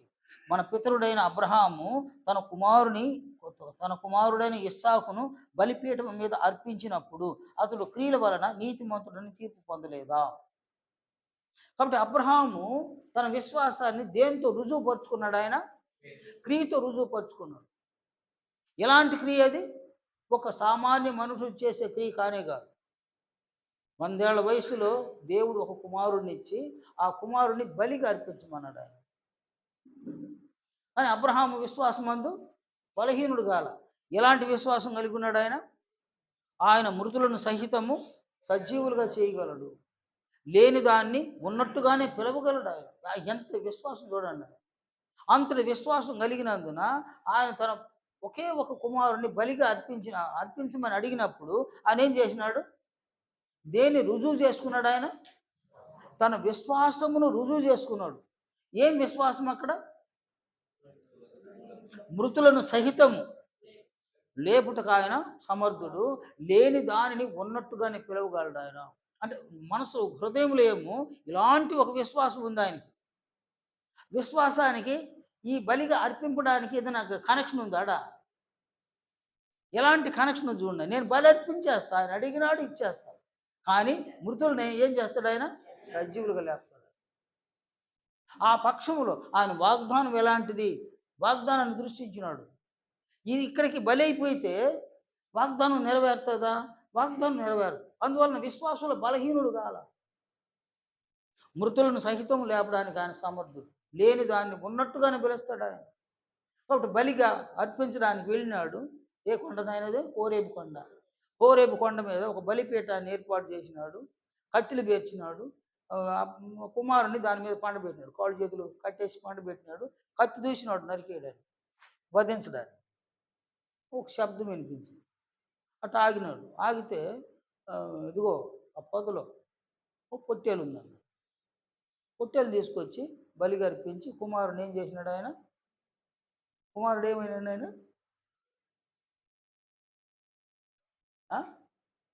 కుమారుని బలిగా అర్పించినాడు లేదా? అయిపోయింది. నేను ఉపమాన రూపంగా పొందినాడు కుమారుడు. కుమారుణ్ణి ఉపమాన రూపంగా పొందినాడు. పరీక్షలో దేవుడు పెట్టిన పరీక్షలో దేవుడు పెట్టిన పరీక్ష ఒక మానవుడు నిలిచినాడు. ఎందులో నిలిచినాడు ఆయన? విశ్వాసం. నేను ఇది ఎందుకు చెప్పానంటే, నేడు సంఘంలో మనము విశ్వాసం కలిగి ఉండాలి. మన విశ్వాసానికి పరీక్షలు పెట్టడు దేవుడు, కానీ శోధనలు వస్తాయి. శోధనలు వస్తాయి. అపోస్తులు బోధించినారు, వాళ్ళు బోధించినారు నాయన. ఆ బోధలో వాళ్ళు అబద్ధం చెప్పకూడదు అన్నారు.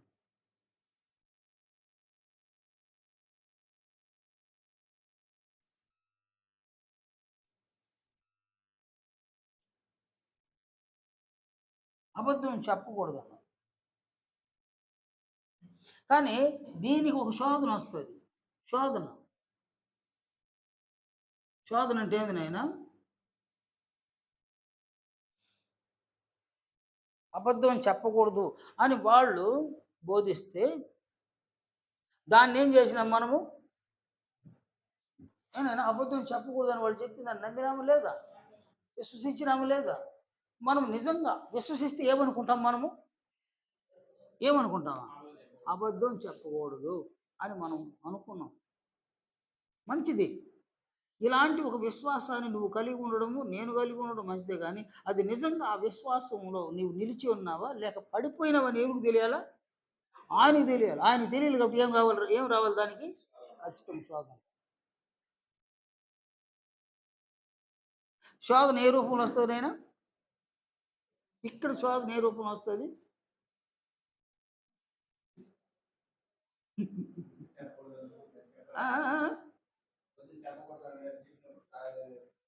హృదయంలో అది ఉంది నాయన. అబద్ధం చెప్పకూడదు అని ఉంది అన్నమాట. కానీ శోధన అనేది వస్తుంది అన్నమాట.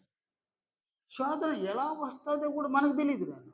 ఎలా ఏ రూపంలో శోధన వస్తుందో మనకు తెలియదు. ఇప్పుడు చూడండి,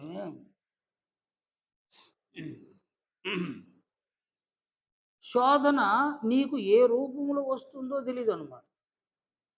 ఇప్పుడు కూడా శోధన దేన్ని బట్టి వస్తుంది అన్నైనా? ఈ శోధన దేన్ని బట్టి వస్తుంది? ఇది ఏదో ఒక బలహీనత, నీ బలహీనత.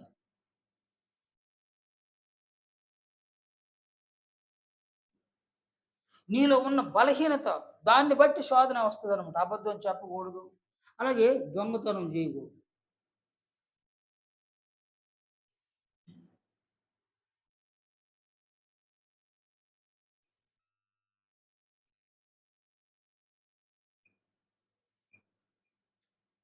దొంగతనం చేయకూడదు, మోసం చేయకూడదు, అలాగే నరహత్య చేయకూడదు, అబద్ధ సాక్ష్యం చెప్పకూడదు, అలాగే వ్యభిచరించకూడదు, జాగ్రత్తం చేయకూడదు, ఇతరుల సొత్తు ఆశించకూడదు. అనేకం చెప్పుండరు వాళ్ళు. కాబట్టి ఇక్కడ నీవు వారు ఏదైతే బోధించినారో ఆ బోధను నీవు విశ్వసించడం, మనం విశ్వసించినాం. నేను అబద్ధం చెప్పకూడదు, నేను దొంగతనం చేయకూడదు, నేను మోసం చేయకూడదు, అలాగే నేను నరహత్య చేయకూడదు, నేను త్రాగుబోతుగా ఉండకూడదు, నేను ఒక దూషకుడుగా ఉండకూడదు, నేను వ్యభిచారం చేయకూడదు, నేను జారత్వం చేయకూడదు అని మనము విశ్వసించినాం అన్నమాట. మనమైతే విశ్వసించినాం. కానీ నీవు నిజంగా ఈ విశ్వాసమునందు నిలిచి ఉన్నావా? లేక విశ్వాసంలో పడిపోయి ఉన్నావా అనే దానికి ఏం రావాలి ఇక్కడ? శోధన రావాలి. ఒక సంవత్సరం కాలం 10th క్లాస్ చదివినారు నాయన. నిజంగా వాళ్ళు చదివినారా లేదనే దానికి శోధన ఒకటి వస్తది. ఏందది? అదనమాట. అది వస్తే నిజంగా వాళ్ళు ఎంత చదివినారు అనేది తెలిసిపోద్దనమాట. అది లేకుండా పోతే అందరూ మంచి విద్యార్థులే కదా! కరోనా వచ్చినప్పుడు ఎగ్జామ్స్ లేవన్నమాట. కదా నాయనా?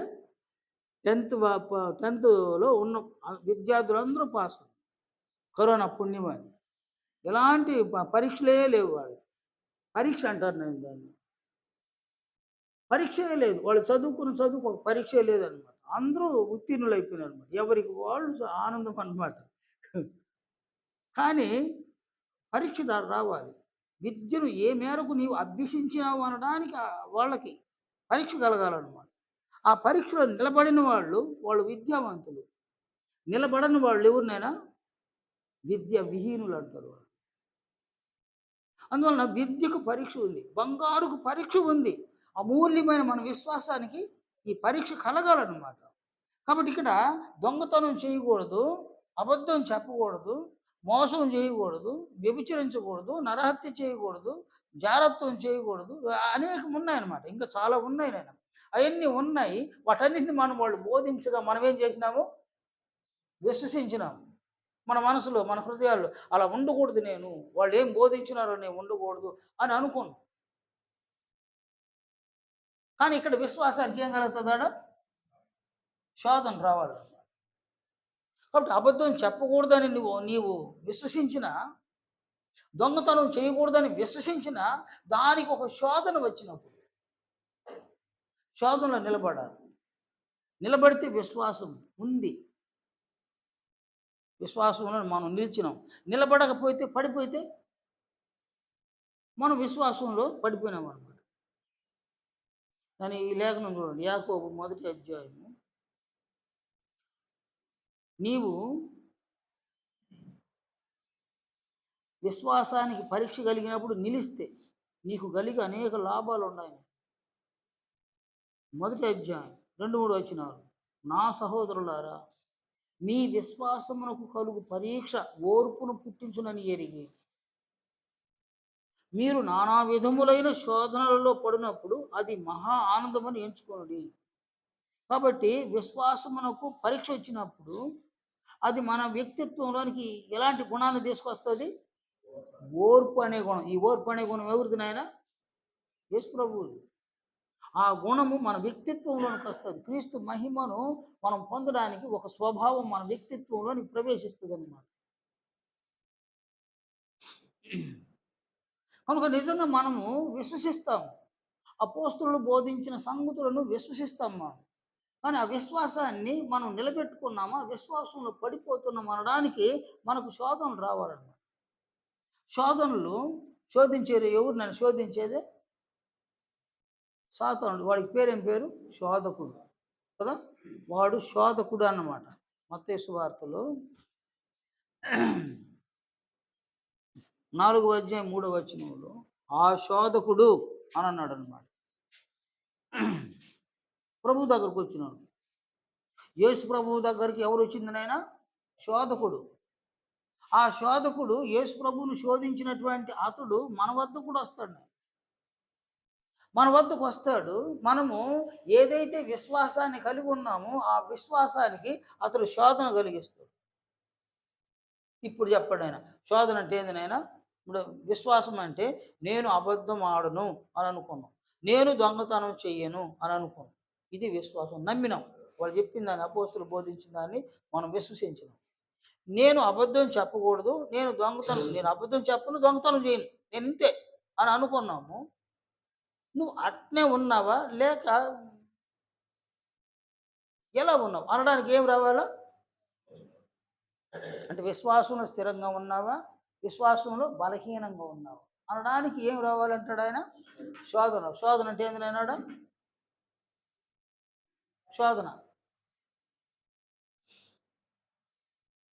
ఊరికి గెస్ట్ చేయనట్టు ఏదైనా పర్వాలేదు. శోధన అంటే ఎలా వస్తాయి? అబద్ధం చెప్పకూడదు అనుకున్నాం. లేక దొంగతనం చేయకూడదు అనుకున్నాం. శోధన ఎలా వస్తది?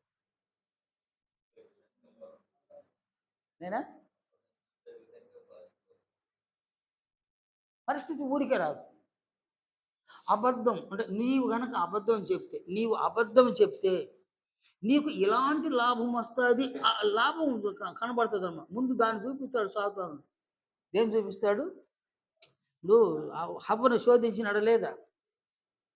వాడు శోధించేటప్పుడు దాన్ని మీరు తినకూడదా? ఏం తినండేమి అని అనలా. అట్టంటే హవ్వ ఏం చేసి ఉంటది?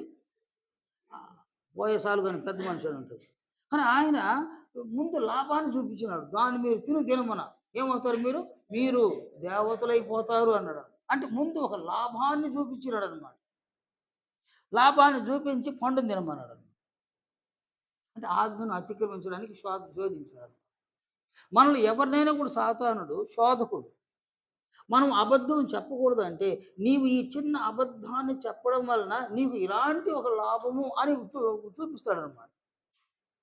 చూపించి నీ చేత అబద్ధాన్ని చెప్పిస్తాడు సాతాను.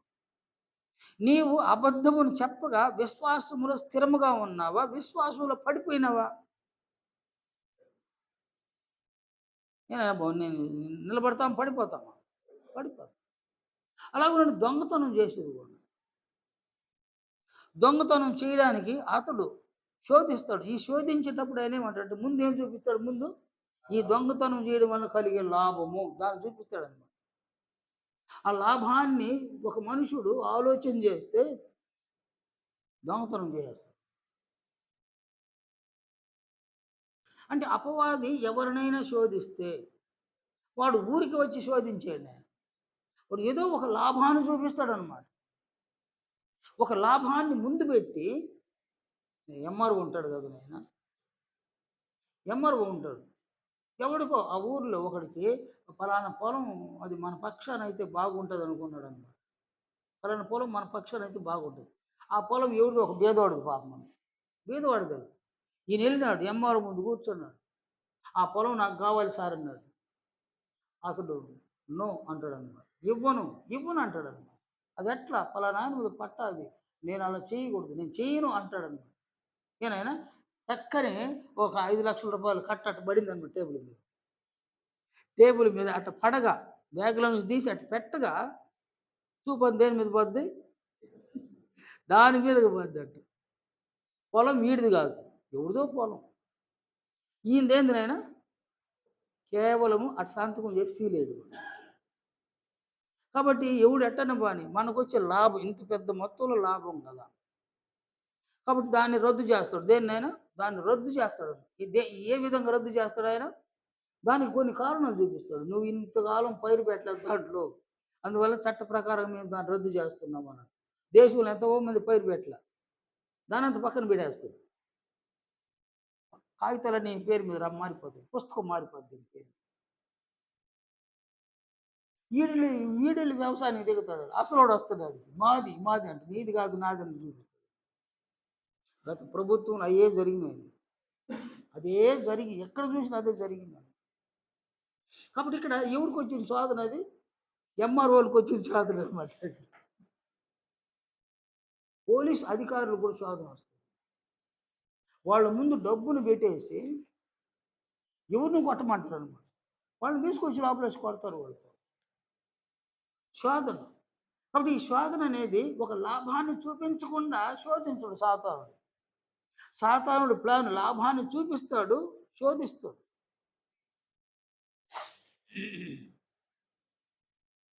కాబట్టి ఇక్కడ శోధనలో మనము పడిపోతే మన విశ్వాసంలో నిలవల. కాబట్టి మన విశ్వాసం కాదు కానీ అది బలహీనంగా ఉంటామా లేక విశ్వాసంలో పడిపోయినాం, అవిశ్వాసులుగా మారిపోయినాం. అందువలన విశ్వాసానికి ఒక శోధన వచ్చినప్పుడు అపవాది శోధకుడు అక్కడ మన బలహీనతను చూస్తాడనమాట. మన బలహీనతను బట్టి శోధిస్తాడనమాట. మనకు డబ్బు బలహీనత ఉందా? డబ్బు బలహీనతలు ఉంటే డబ్బును చూపిస్తాడు. అధికార బలహీనత ఉందా? అధికార బలహీనత కలిగినోడిని చూడండి ఆయన. ఏం చేస్తాడు వాడు? అధికార బలహీనత ఉంది వాడికి. నేను ఎమ్మెల్యే కావాలి అని అనుకున్నాడు అనుకోండి, అది అధికారం కదా. అధికార బలహీనతను కలిగిన వాడు వాడేం చేస్తాడు ఆయన? ఒక టికెట్ తెచ్చుకోవాలి. మొదటి టికెట్ తెచ్చుకోవాలి ఎలక్షన్లో. కాబట్టి ఈయన జల జన బలాన్ని ఆయన చూపించాలి టికెట్ ఇచ్చేవాడు. వాడు నియోజకవర్గం అంతా ఈయన పేరు మారుమాగుతుండాలన్నమాట. మారుమాగాలంటే ఊరికే మారుమాగదు, కొన్ని లక్షలు ఖర్చు పెడుతుంటాడు అనమాట జనాలు. ఈయన పేరు మారుమోగేటట్లు లక్షలు ఖర్చు పెడుతుంటాడు. కాబట్టి ఈయన దగ్గర ఖర్చు చేయించుకునే వాళ్ళందరూ కూడా ఈయన పేరుని మారుమోగిస్తూ ఉంటారన్నమాట. ఇవన్నీ కూడా న్యూస్లు పోతూ ఉంటాయన్నమాట. ఒక నియోజకవర్గం మీద హైకమాండ్కి నివేదికలు పోతుంటాయన్నమాట. ఏ నియోజకవర్గంలో ఎవరు బలంగా ఉండారనేది నివేదిక వాళ్ళకి వెళ్తుంది అనమాట. అప్పుడు ఫలానా నియోజకవర్గంలో ఫలానా అని బలంగా ఉన్నాడు అన్నప్పుడు ఈయన్ని పిలిపిస్తారు. పిలిపిస్తే ఆ ఊరికి ఇచ్చారు, టికెట్ ఊరికి ఇచ్చారు. నేను నువ్వు ఎన్ని కోట్లు ఖర్చు పెట్టగలుగుతావు, ఎన్ని కోట్లు ఖర్చు పెట్టగలవు, పార్టీకి ఫండ్ అంత ఇవ్వగలుగుతావు. నన్ను పార్టీకి ఫండ్ ఇవ్వాలి, పార్టీకి ఫండ్ ఇవ్వాలి. పార్టీకి ఎంత ఫండ్ ఇస్తావు, ఎన్ని కోట్లు నియోజకవర్గంలో ఖర్చు పెట్టగలవు. వీని బలహీనత ఏంది నాయన? వీని బలహీనత ఏంది? నాకు అధికారం కావాలి, నేను ఎమ్మెల్యే అయిపో. పోటీ పడతారన్నమాట. వాడు 10 కోట్లు ఇస్తాడా, నేను 15 కోట్లు ఇస్తా పార్టీకి. పార్టీ ఫండ్గా 15 కోట్లు ఇస్తా. వాడు 20 కోట్లు ఇస్తాడా, నేను 30 కోట్లు ఇస్తా. ఇది దేని వలన? బలహీనత. ఏం బలహీనత? నేను ఒక ఎమ్మెల్యే అయిపోవాలి, ఎమ్మెల్యే అయిపోవాలి. వాని బలహీనత ఏదో చేయమంటారు వాడిని. పార్టీకి ఫండ్ ఇవ్వాలి, టికెట్ తెచ్చుకోవాలి.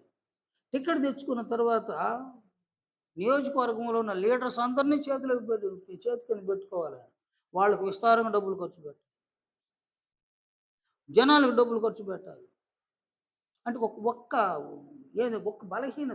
ఒక్క బలహీనత వాడిని కోట్లు ఖర్చు పెట్టిచ్చేస్తారు. ఆ ఎలక్షన్లో ఓడిపోయినట్టు మళ్ళీ కోలుకోవడమే కష్టం. ఎస్సీ నియోజకవర్గంలో ఈ ఈ ఈ బాధలే లేవన్నమాట. ఎస్సీ నియోజకవర్గాల్లో ఈ బాధలే లేవన్నమాట. హైకమాండ్ ఏం చేస్తుందంటే వాళ్ళు చూసి ఎవరికి డబ్బులు ఉందో వాడికి ఇచ్చేస్తారు. ఈ ఎస్సీల దగ్గర పెద్ద డబ్బులు ఉండవన్నమాట. ఏదో గెలిస్తే గెలిచినాడు, ఓడిపోతే ఓడిపోయాడు. గెలిచినాడంటే వాడు డబ్బు వాడు డబ్బు సంపాదించుకున్నాడు. ఎస్సీలు డబ్బులు సంపాదించుకున్న దాఖలాలు లేవు. ఏదో రాలిపోయిన వాటిని ఏరుకోవాల్సింది వీడు.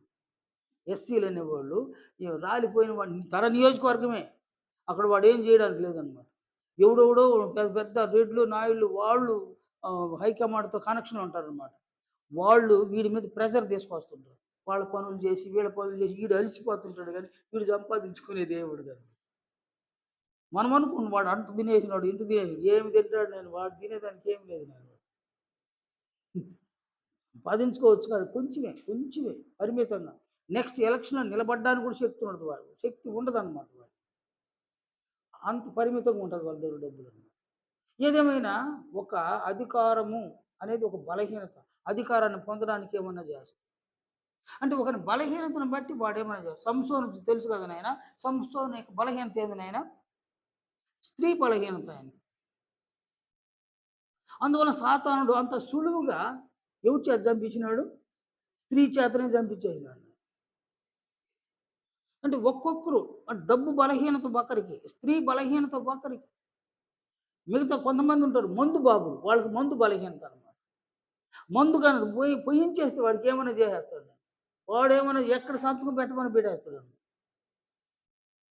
మన ఆయన ఫ్రెండ్ ఒక ఆయన రెడ్డి, ఆయన ఇప్పుడైతే సర్పంచ్లు అంటారు కదా నాయన, అప్పుడు ఏమో అంటారు వాళ్ళు, ఆ కాలంలో ఏమో అంటారు అన్నమాట వాళ్ళు. ఆయన ఈ సర్పంచ్ లాగా అప్పుడు మన ఆయనకి ఫ్రెండ్, ఆయన రెడ్డి. నేను చాలా చిన్నపిల్లోడిని. ఒకరోజు మా ఇంటికాడికి వచ్చినాడు ఆయన. వస్తే మంచం వాల్చి కూర్చోబెట్టినాము, మాట్లాడుతూ ఉన్నారు, ఇద్దరు మాట్లాడుకుంటూ ఉన్నారు. ఫ్రెండ్స్ చాలా బాగా మాట్లాడుకుంటారు. ఫీలింగ్ ఏముండదు ఆయనకి. మన ఇంట్లో నీళ్లు తాగుతాడు, భోజనం చేస్తాడని చేస్తాడు. ఆయన మాట్లాడుతూ మాటలు పడి మా నాయన, ఏం రెడ్డి నా కోసం ఏం చేసినావు నువ్వు అని అడిగాడు. మా నాయన పేరు మాసిలామణి. ఆయన ముద్దుగా మణి, మణి అని పిలిచేవాడు అన్నమాట. మణి ఏం కావాలి నీకు? ఏం చేయాలి నేను నీకు? నాకెక్కడైనా ఒక పొలం చూపించకూడదన్నాడు. రేపు ఉదయం రమ్మా అన్నాడు. ఉదయం వెళ్ళిపోయాను. నన్ను తీసుకొని పోయాడు మా నాయన. ఉదయం పోయితే ఒక దగ్గర తీసుకొని చూపించేసి ఇక్కడ ఎంత కావాలో ఆక్రమించుకోమన్నాడు. ఆక్రమించుకొనేసాడండి ఆయన. ఆ దినాన 100 ఎకరాలు గాని బౌండరీ చేసుంటే 100 ఎకరాలు ఈరోజు ఉండేదన్నమాట. ఆయన మాట ఎవరు నో అనరు. అధికారులు సైతం భయపడతారని. 100 ఎకరాలు బౌండరీ చేసేసుంటే 100 ఎకరాలు ఉండేది నన్ను ఈరోజు. మా నాయన ఒక 6.5 ఎకరా బౌండరీ చేసినాడనమాట. ఇంకా కూడా ఉందన్నమాట. పట్టాలు వచ్చినాయి. ఇంకా కూడా ఉందన్నమాట. మరి ఏందంటే ఇది ఒక్కొక్కరికి ఒక బలహీనత అన్నమాట. ఆయనకి మందు బలహీనత. పొలం అడిగితే మా నాయన నాకేం చేస్తావ్యా అని అడిగినాడు. ఈయన ఒక క్వార్టర్ తీసుకొచ్చి ఇచ్చేసాడు ఆయన. క్వార్టర్‌కి సంతకం పెట్టేసాడు. ఈయనది పొలం సంతకం పెట్టేసాడు. అంటే ఒక్కొక్కరికి ఒక్కొక్క బలహీనత ఉందన్నమాట. పురుషులకైనా, స్త్రీలకైనా. సాతానుడు ఎప్పుడు కూడా ఈ బలహీనతలనే శోధిస్తాడు. వాడు శోధించడానికి గల కారణం ఏందంటే, మనం విశ్వాసులుగా ఉండకూడదు. మనం ఎలా ఉండకూడదు? మనం విశ్వాసులుగా ఉంటే ఏమవుతాం మనము? ఈ క్రీస్తు మహిమను పొందుతాం. విశ్వాసులుగా ఉంటే క్రీస్తు మహిమను పొందుతాం. తీర్పులో ఏమవుతాం మనము? రక్షణ పొందుతాం. తర్వాత ఏమైపోతాం మనము? దేవునికి వారసులమైపోతాం. వారి సమస్య అది. సాతానుడి యొక్క సమస్య అదనమాట. మనము దేవునికి వారసులు కాకూడదంటే ఇక్కడ రక్షణ పొందకూడదు. ఇక్కడ రక్షణ పొందకూడదు అంటే క్రీస్తు మహిమను వాళ్ళు పొందకూడదు. క్రీస్తు మహిమను పొందకుండా పోవాలంటే విశ్వాసం అందు ఏం కావాలి వాళ్ళు? వాళ్ళు పడిపోవాలి. సంఘములో ఉన్న మనం విశ్వాసంలో పడిపోవాలి.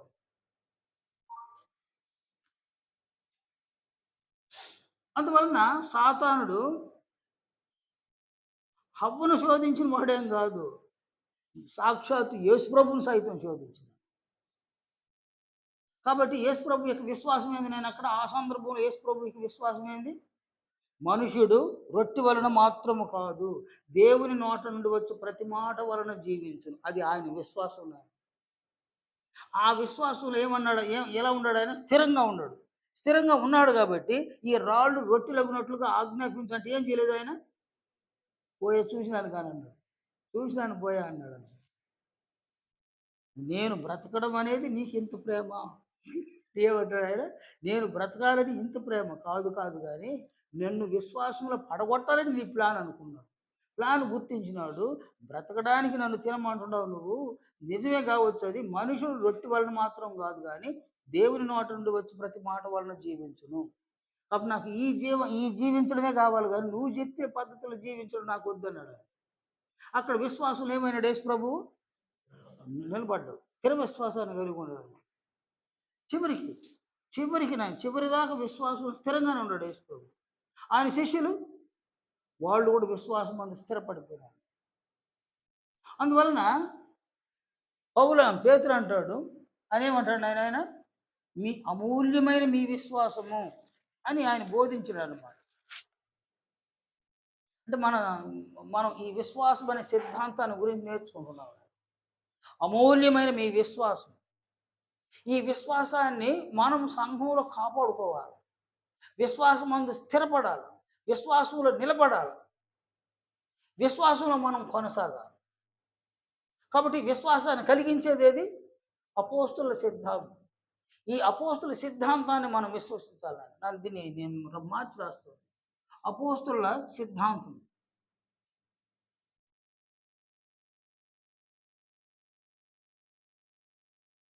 అపోస్తుల సిద్ధాంతాన్ని మనము విశ్వసించాలన్నమాట.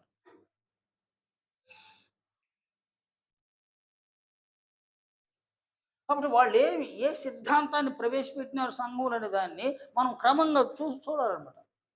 కాబట్టి బాప్తిస్మమునకు ముందు విశ్వాసం. ఇది ఎలాంటి విశ్వాసం? ఇది క్రియలు లేని విశ్వాసం.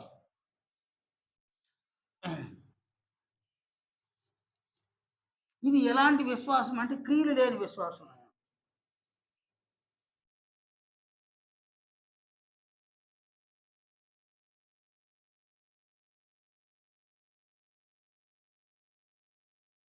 క్రియలు లేని విశ్వాసం. కానీ ఇక్కడ విశ్వాసం ఏంది నాయన? క్రియలతో కూడిన విశ్వాసం అన్నమాట. అది క్రియలు లేని విశ్వాసము. ఇక్కడ క్రియలతో కూడిన విశ్వాసం. అది యాకోబు పత్రికలో ఆయన ఇలా బోధించినాడు అనమాట. యాకోబు 2వ అధ్యాయము 20వ వచనం నుండి 22వ వచనం వరకు ఈయన అంటాడు, వ్యర్థుడా, క్రియలు లేని విశ్వాసము నిష్ఫలమైనదని తెలుసుకొని కోరుచున్నావా? మన పితరుడైన అబ్రహాము తన కుమారుడైన ఇస్సాకును బలిపీఠం మీద అర్పించినప్పుడు అతడు క్రియల వలన నీతిమంతుడని తీర్పు పొందలేదా? విశ్వాసము అతని క్రియలతో కూడి కార్యసిద్ధి కలుగు చేసిననియు, క్రియల మూలముగా అతని విశ్వాసము పరిపూర్ణమైనదనియు గ్రహించుచున్నావు కదా. అంటే విశ్వాసం ఏం కావాలంటాడు ఆయన? పరిపూర్ణం కావాలి. అది దేంతో పరిపూర్ణం అవుతుంది అంటాడు ఆయన? క్రియలతో పరిపూర్ణం. విశ్వాసము, మనం విశ్వాసంలో పరిపూర్ణులు కావాలి, అసంపూర్ణులు ఉండకూడదు. విశ్వాసంలో పరిపూర్ణులు కావాలంటే ఆ విశ్వాసాన్ని పరిపూర్ణం చేసేది ఏమంటాడు ఆయన? క్రియలు. క్రియలతో కూడి పరిపూర్ణం అవుతుంది అన్న. కాబట్టి ఇక్కడ సంఘములో విశ్వాసం అనగా అది క్రియలతో కూడిన విశ్వాసం అన్నమాట. క్రియలు లేని విశ్వాసం ఎక్కడైనా? క్రియలు లేని విశ్వాసం ఎక్కడ? బాప్తిస్మం ముందు. సంఘంలోకి వచ్చేస్తే క్రియలతో కూడిన విశ్వాసాన్ని కలిగి ఉండాలి.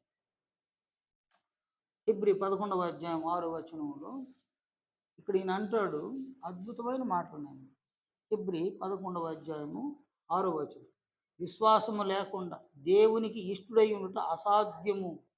ఏమంటాడు ఆయన? విశ్వాసము లేకుండా దేవునికి ఇష్టడై ఉండుట అసాధ్యం. దేంతో కూడిన విశ్వాసము? క్రియలతో కూడిన విశ్వాసం అంటే దేవునికి ఇష్టడైపోతాడు. అందువల్ల దేవుడు అబ్రహాం దేవునికి ఏమైనాడు? ఇష్టడైనాడు. కేవలం ఇష్టడు కాదు నాయన, అబ్రహామును ఉద్దేశించి దేవుడు చెప్పిన మాటలు చూడండి. యాకోబు 2:23 వచనం, కాబట్టి అబ్రహాము దేవుని నమ్మెను, అది అతనికి నీతిగా ఎంచబడింది అని లేఖనము నెరవేర్చబడింది, మరియు దేవుని స్నేహితుడని అతనికి పేరు కలిగను. అబ్రహాము దేవునికి కేవలము ఇష్టడే కాదు, ఏమైనాడు ఆయన? ఫ్రెండ్ అయినాడు. దేవునికి ఫ్రెండ్ అయినాడు అబ్రహాం. ఫ్రెండ్గా అబ్రహామును అంగీకరించింది. దేన్ని బట్టి? విశ్వాసాన్ని బట్టి. ఎలాంటి విశ్వాసం అది? క్రియలతో కూడిన పరిపూర్ణమైన విశ్వాసాన్ని బట్టి అబ్రహాము దేవునికి ఫ్రెండ్ అయినాడు అన్నమాట. కాబట్టి ఇక్కడ విశ్వాసము లేకుండా దేవునికి ఇష్టడయ్యుట అసాధ్యం. మనలో ఎవరైతే విశ్వాసాన్ని కలిగి ఉన్నామో, క్రియలతో కూడిన విశ్వాసాన్ని కలిగి ఉన్నామో, మనము దేవునికి ఏమవుతాము? ఎలాంటి వాళ్ళం అవుతాము? ఇష్టలుగా మారిపోతాము. ఆయనకి మన మీద ఇష్టం ఏర్పడుతుంది. దానికంటే మించిన భాగ్యం లేదు నాకు. దేవుడు మనలను, దేవునికి మనం ఇష్టలుగా మారితే దానికంటే మించిన భాగ్యం మరొకటి లేదన్నమాట. కానీ మనం ఆయనకి ఇష్టలు కావాలంటే క్రియలతో కూడిన విశ్వాసాన్ని మనం అగుపరచాలన్నమాట. కాబట్టి ఇక్కడ విశ్వాసము అనే ఈ సిద్ధాంతాన్ని అనేక కోణాలలో మనం నేర్చుకోవలసి ఉందన్నమాట. నేను ఇక్కడ ఆపుతా. ఈరోజు మనం ఇంట్రడక్షన్ మాత్రం నేర్చుకున్నాం దీని మీద, విశ్వాసం మీద. విశ్వాసము అనే సిద్ధాంతం మీద ఇంట్రడక్షన్ మాత్రం నేర్చుకున్నాము. ఈ విశ్వాసము క్రియలతో కూడి ఎలా పరిపూర్ణము కావలసి ఉన్నదో అన్నదాన్ని వచ్చే వారం మనం దాన్ని చూద్దాం అన్నమాట. వచ్చే వారం ఉన్నది, చాలా రోజులు పడుతుంది నేర్చుకోవడానికి.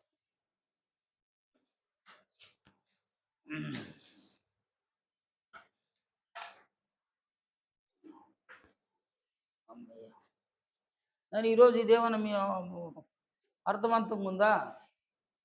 అర్థమైందంట. అర్థవంతంగా ఉందా లేదా? ఇది ఒక అర్థవంతం అంటే సిద్ధాంతం, విశ్వాసం అదనమాట.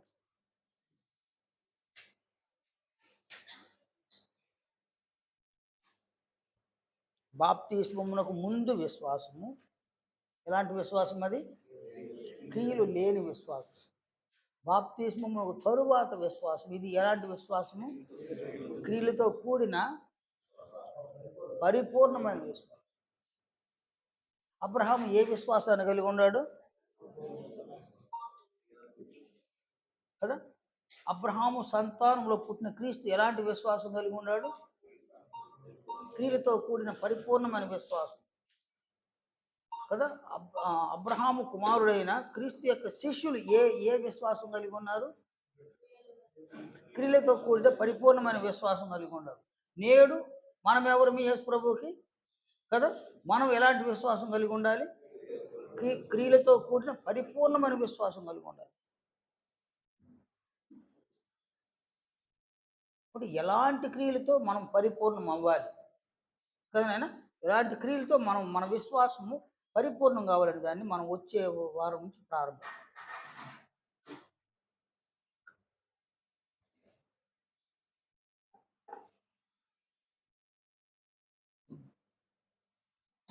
ఆ క్రియలను మనము విశ్వసించాలి. దానికి దేన్ని జోడించాలి?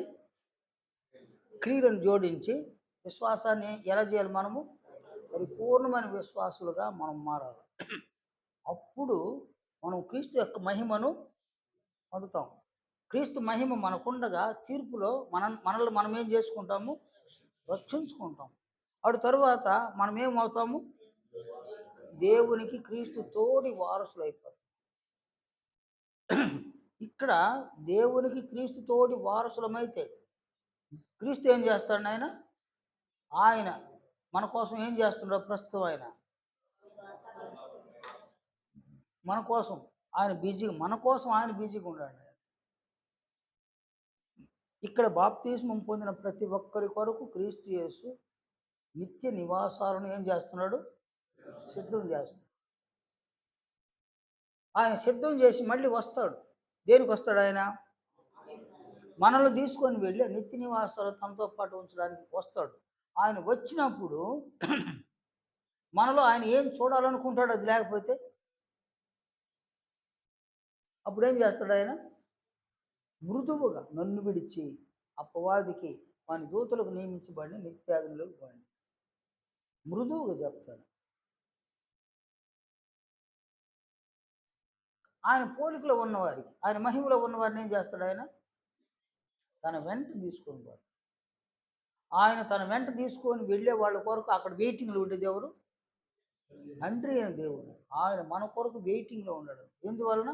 మనం అక్కడికి వెళ్ళాలి. క్రీస్తుని ఏం చేయాలి? ఆయన కుమారుడు. ఆయన అక్కడ వారసుడు. మనమేమంటాము? మనము సహితము వారసులు. మనము సహితం వారసులము. దేవుడు ఎవరినైనా పరలోక రాజ్యంలో కింగ్, ఆయన కింగ్ అన్నమాట. ఆయన రాజు. క్రీస్తు యేసు ఎవరినైనా యువరాజు. క్రీస్తు యేసు యువరాజు. నాయన మనం ఏమై ఉంటాము? యువరాజు తమ్ముళ్ళు ఎవరినైనా ఒక్కొక్కడు ఒక రాజు కదా. రాజు అంటే ఏం పని చేయాలి? ఆయన ఏలే పని కాదు. రాజు అనగా ఏలే పని. తిమోతికి రాసిన పత్రిక చూడండి. అపోస్తుడైన పౌలు తిమోతికి రాస్తూ ఆయన ఇలా అన్నాడు అనమాట.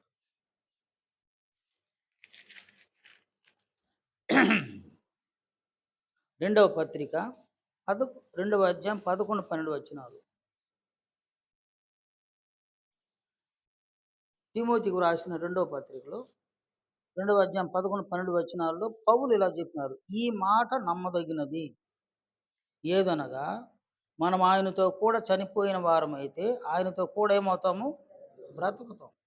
సహించిన వారమైతే ఆయనతో కూడా ఏలుదుము. ఎవరితో కూడా ఏలాలి మనము? ఏమి ఏలుతామో తెలియదు. ఏలేవాడెవరు? రాజు. రాజులు.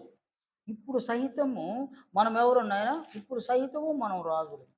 పేతురు మొదటి పత్రిక 2వ అధ్యాయం 9వ వచనంలో, మొదటి పత్రిక పేతురు 2వ అధ్యాయం 9వ వచనం, మీరు చీకటిలో నుండి ఆశ్చర్యకరమైన తన వెలుగులోనికి మిమ్మల్ని పిలిచిన వాని గుణాతిశయములను ప్రచురము చేయ నిమిత్తము ఏర్పరచబడిన వంశమును, రాజులైన యాజక సమూహమును, పరిశుద్ధ జనమును, దేవుని సొత్తు అయిన ప్రజలనై ఉన్నారు. మనం ఇప్పుడు ఏమై ఉన్నాము? మనలో ఒక్కొక్కరు ఏమై ఉన్నాము? ఆయన అటు చెప్పినాడు చూడండి. ఆయన ఏర్పరచబడిన వంశము, మనం రాజులైన యాజక సమూహం. మనలో ప్రతి ఒక్కరు ఎవరు? రాజులైన యాజకుడు. యాజకుడు అంటే ఎవరినైనా దేవునికి పాపికి మధ్యవర్తి. యాజకులు అంటే దేవునికి ఇశ్రాయేలుకి మధ్యవర్తి.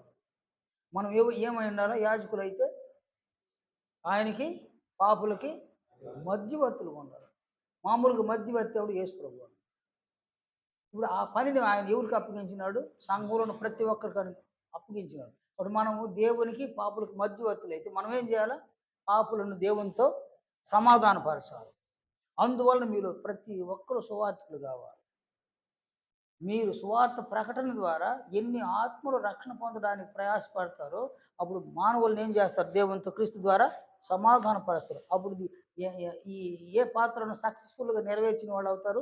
రాజులైన యాజకులుగా పనిని పూర్తి చేస్తారు. ఇక్కడే, ఇక్కడ ఎందుకు ఆ పని ఇచ్చినాడు ఆయన? ఇక్కడ యాజకులుగా, రాజులుగా ఈ పని ఎందుకు ఇచ్చినాడు ఆడ? ఇక్కడ మనం నేర్చుకోవడానికి. అక్కడికి పోయి ఏళ్తామని. ఇక్కడ తెలియకుండా ఆడికెళ్ళిపోతే నేను ఐఏఎస్ రాయడానికి పోతే ప్రశ్నలు అడుగుతారు. నేను అడుగు ఎలాంటి ప్రశ్నలు అడుగుతారో తెలుసు. తల తల తిరిగిపోయి ప్రశ్నలు అడుగుతారు. వాటన్నిటికి సమాధానం ఇస్తేనే ఐఏఎస్ అవుతారు. అందరిని పిలిచి ఐఏఎస్లు చేశారన్నమాట. ఇలాంటిది పరలోకానికి వెళ్ళాలంటే, అక్కడ పోయి ఏలాలంటే, క్రీస్తుతో కూడా ఏళ్తాం మనం. ఏలాలంటే దేని మీద ఏలికలుగా మనల్ని పెడతాడో తెలియదు. కానీ ఆ ఏలడానికి ఎక్కడ నేర్చుకొని పోవాలి మనము? ఇక్కడనే నేర్చుకోవాలి. ఎందువల్ల ఇదేంది? ఇది దేవుని రాజ్యం. ఏది దేవుని రాజ్యము? సంఘం అనేది దేవుని రాజ్యం. దేవుని రాజ్యపు యొక్క నమూనా ఈ సంఘం అనేది. ఇక్కడ ఏలుటకు నేర్చుకోవాలి.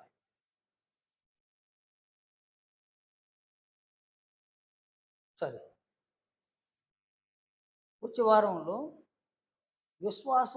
విశ్వాసము క్రియలతో కూడి పరిపూర్ణమగుటకు అది ఎలా అనే దాన్ని నేర్చుకుంటే అపోస్తల సిద్ధాంతం అది. ఆ సిద్ధాంతాన్ని మనం నేర్చుకుందాము. అది ఎన్నిసార్లు మనం నేర్చుకోవాల్సి వస్తుందో నేర్చుకుందాము. దాన్ని అలాగే మనం ఫాలో అవ్వగలిగితే విశ్వాసం అందు మనమేమవుతామైనా పరిపూర్ణమై అవకాశాలు ఉంటాయి. క్రీస్తు యొక్క మహిమను పొందే అవకాశాలు ఎక్కువగా ఉంటాయి.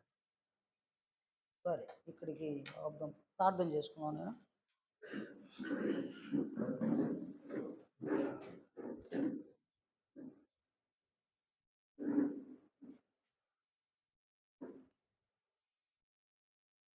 విశ్వాసులకు తండ్రి అయిన మా దేవ, మహాఘనత కలిగిన మా తండ్రి, మీ పరిశుద్ధ నామమునకు మీ కుమారుని యొక్క సంఘముగా మీకు స్తుతులు స్తోత్రములు చెల్లిస్తున్నాం. అంటే సంఘములో ఉన్న మీ బిడ్డలమైన మేమందరమును మీ కుమారుని యొక్క మహిమను పొందు గొప్ప భాగ్యాన్ని మాకు దయచేసినందుకు కొరకు కృతజ్ఞతాస్తుతులు చెల్లిస్తున్నాం. తండ్రి, మేము విశ్వాసమునందు పరిపూర్ణులవుట మీ చిత్తమై ఉండగా, విశ్వాసమందు పరిపూర్ణులవుట వలన ప్రభువు యొక్క మహిమను మేము పొందగలము అని మీ వాక్యం ద్వారా మీరు మాకు నేర్పిస్తూ ఉండగా, విశ్వాసమందు మేము పరిపూర్ణులగుటకు, విశ్వాసమందు మేము స్థిరముగా ఉన్నామా లేమా అని అనేక శోధనలు మా విశ్వాసానికి పరీక్ష ఏర్పడవలసి ఉండగా, తండ్రి, నిజముగా అపోస్తుల సిద్ధాంతములో వారు చెప్పినటువంటి విశ్వాసములో మేము నిలుకుడుగా ఉండడానికి, స్థిరంగా ఉండడానికి, మా విశ్వాసానికి ఎలాంటి శోధనలు ఏర్పడతాయో, శోధనలు ఏర్పడ్డప్పుడు విశ్వాసమందు స్థిరముగా నిలువబడ్డానికి అపోస్తులను, ప్రభువును, మా పితరుడైన అబ్రహామును మేము చూసి నేర్చుకునే విధంగా మరింత కనికరాన్ని మాకు చూపించమని ప్రార్థిస్తున్నాం. వారందరూ కూడా విశ్వాసంలో స్థిరంగా ఉన్నారు. నేను ఎన్ని శోధనలు వచ్చినా, ఎన్ని శ్రమలు వచ్చినా, సాతానుడు అనే వ్యక్తి, శోధకుడు, వాళ్ళ బలహీనతలను బట్టి ఎలాగున వారిని శోధించినా, వారు బలహీనతలు వారు పడిపోకుండా విశ్వాసమందు స్థిరపడి, విశ్వాసమందు నిలువబడి మీకు మహిమను కలుగు చేసిన విధముగా వారిని చూసి విశ్వాసమందు స్థిరముగా ఉండుటకు మేము ఎలా మా విశ్వాసాన్ని కాపాడుకోవలసి ఉన్నదో సంగతులను మాకు నేర్పించమని ప్రార్థిస్తున్నాం. చేరి వచ్చిన ప్రతి బిడ్డను కనికరించండి తండ్రి, దీవించండి ఆయన. తండ్రి, అపోస్తుల సిద్ధాంతమును మీ చిత్తమును బట్టి పరిశుద్ధాత్మ దేవుని ద్వారా మాలో ప్రతి ఒక్కరూ అనుసరించే విధముగా, గ్రహించే విధముగా మమ్మల్ని కనికరించమని ప్రార్థిస్తున్నాం. తండ్రి, సంఘ జీవితాన్ని మీ కుమారుని యొక్క మహిమను పొందే విధముగా మేము జీవించలాగున మమ్మల్ని కనికరించమని, తండ్రి మా క్రియలలో ఉన్న బలహీనతలను తొలగించమని, మా విశ్వాసములో ఉన్న బలహీనతలను తొలగించమని, మా వ్యక్తిత్వంలో ఉన్న బలహీనతలను తొలగించమని, విశ్వాసమందు బలవంతులగుటకు మరింత మమ్మల్ని కనికరించమని, మాలో ప్రతి ఒక్కరూ మీ దృష్టికి స్థిర విశ్వాసము కలిగిన బిడ్డలుగా, మీకు ఇష్టలుగా మేము ఉండడానికి కనికరించమని ప్రార్థిస్తూ ఉన్నాం. అంటే మా అవసరాలు మీకు తెలుసున్నాయని కనికరించండి. సంఘములో సువార్థికులను తయారు చేదురని ప్రార్థిస్తున్నాము నాయన. సంఘము ద్వారా సువార్తను దూర ప్రాంతంలో వినిపించగలిగే గొప్ప భాగ్యాన్ని అయితే మీరు ఇచ్చినారు తండ్రి. ఆ గొప్ప భాగ్యాన్ని సంఘము చేయడానికి ప్రయాసపడుతూ ఉండగా, ఈ ప్రయాసాన్ని మీ చిత్త ప్రకారంగా ఫలింపజేసి మీరే ఘనతను మహిమను పొందుదురని ప్రార్థిస్తూ ఉన్నాం. మా మనవిని మన్నించమని, ప్రతి బిడ్డను దీవించమని, తిరిగి మీ సముఖంలోనికి మేము చేరి వచ్చేంత వరకు మీ మహా కనికరాన్ని మాతో ఉంచుదురని క్రీస్తు యేసు పరిశుద్ధ నామమున ప్రార్థిస్తున్నాం తండ్రి. ఆమేన్. అందరికీ వందనాలు.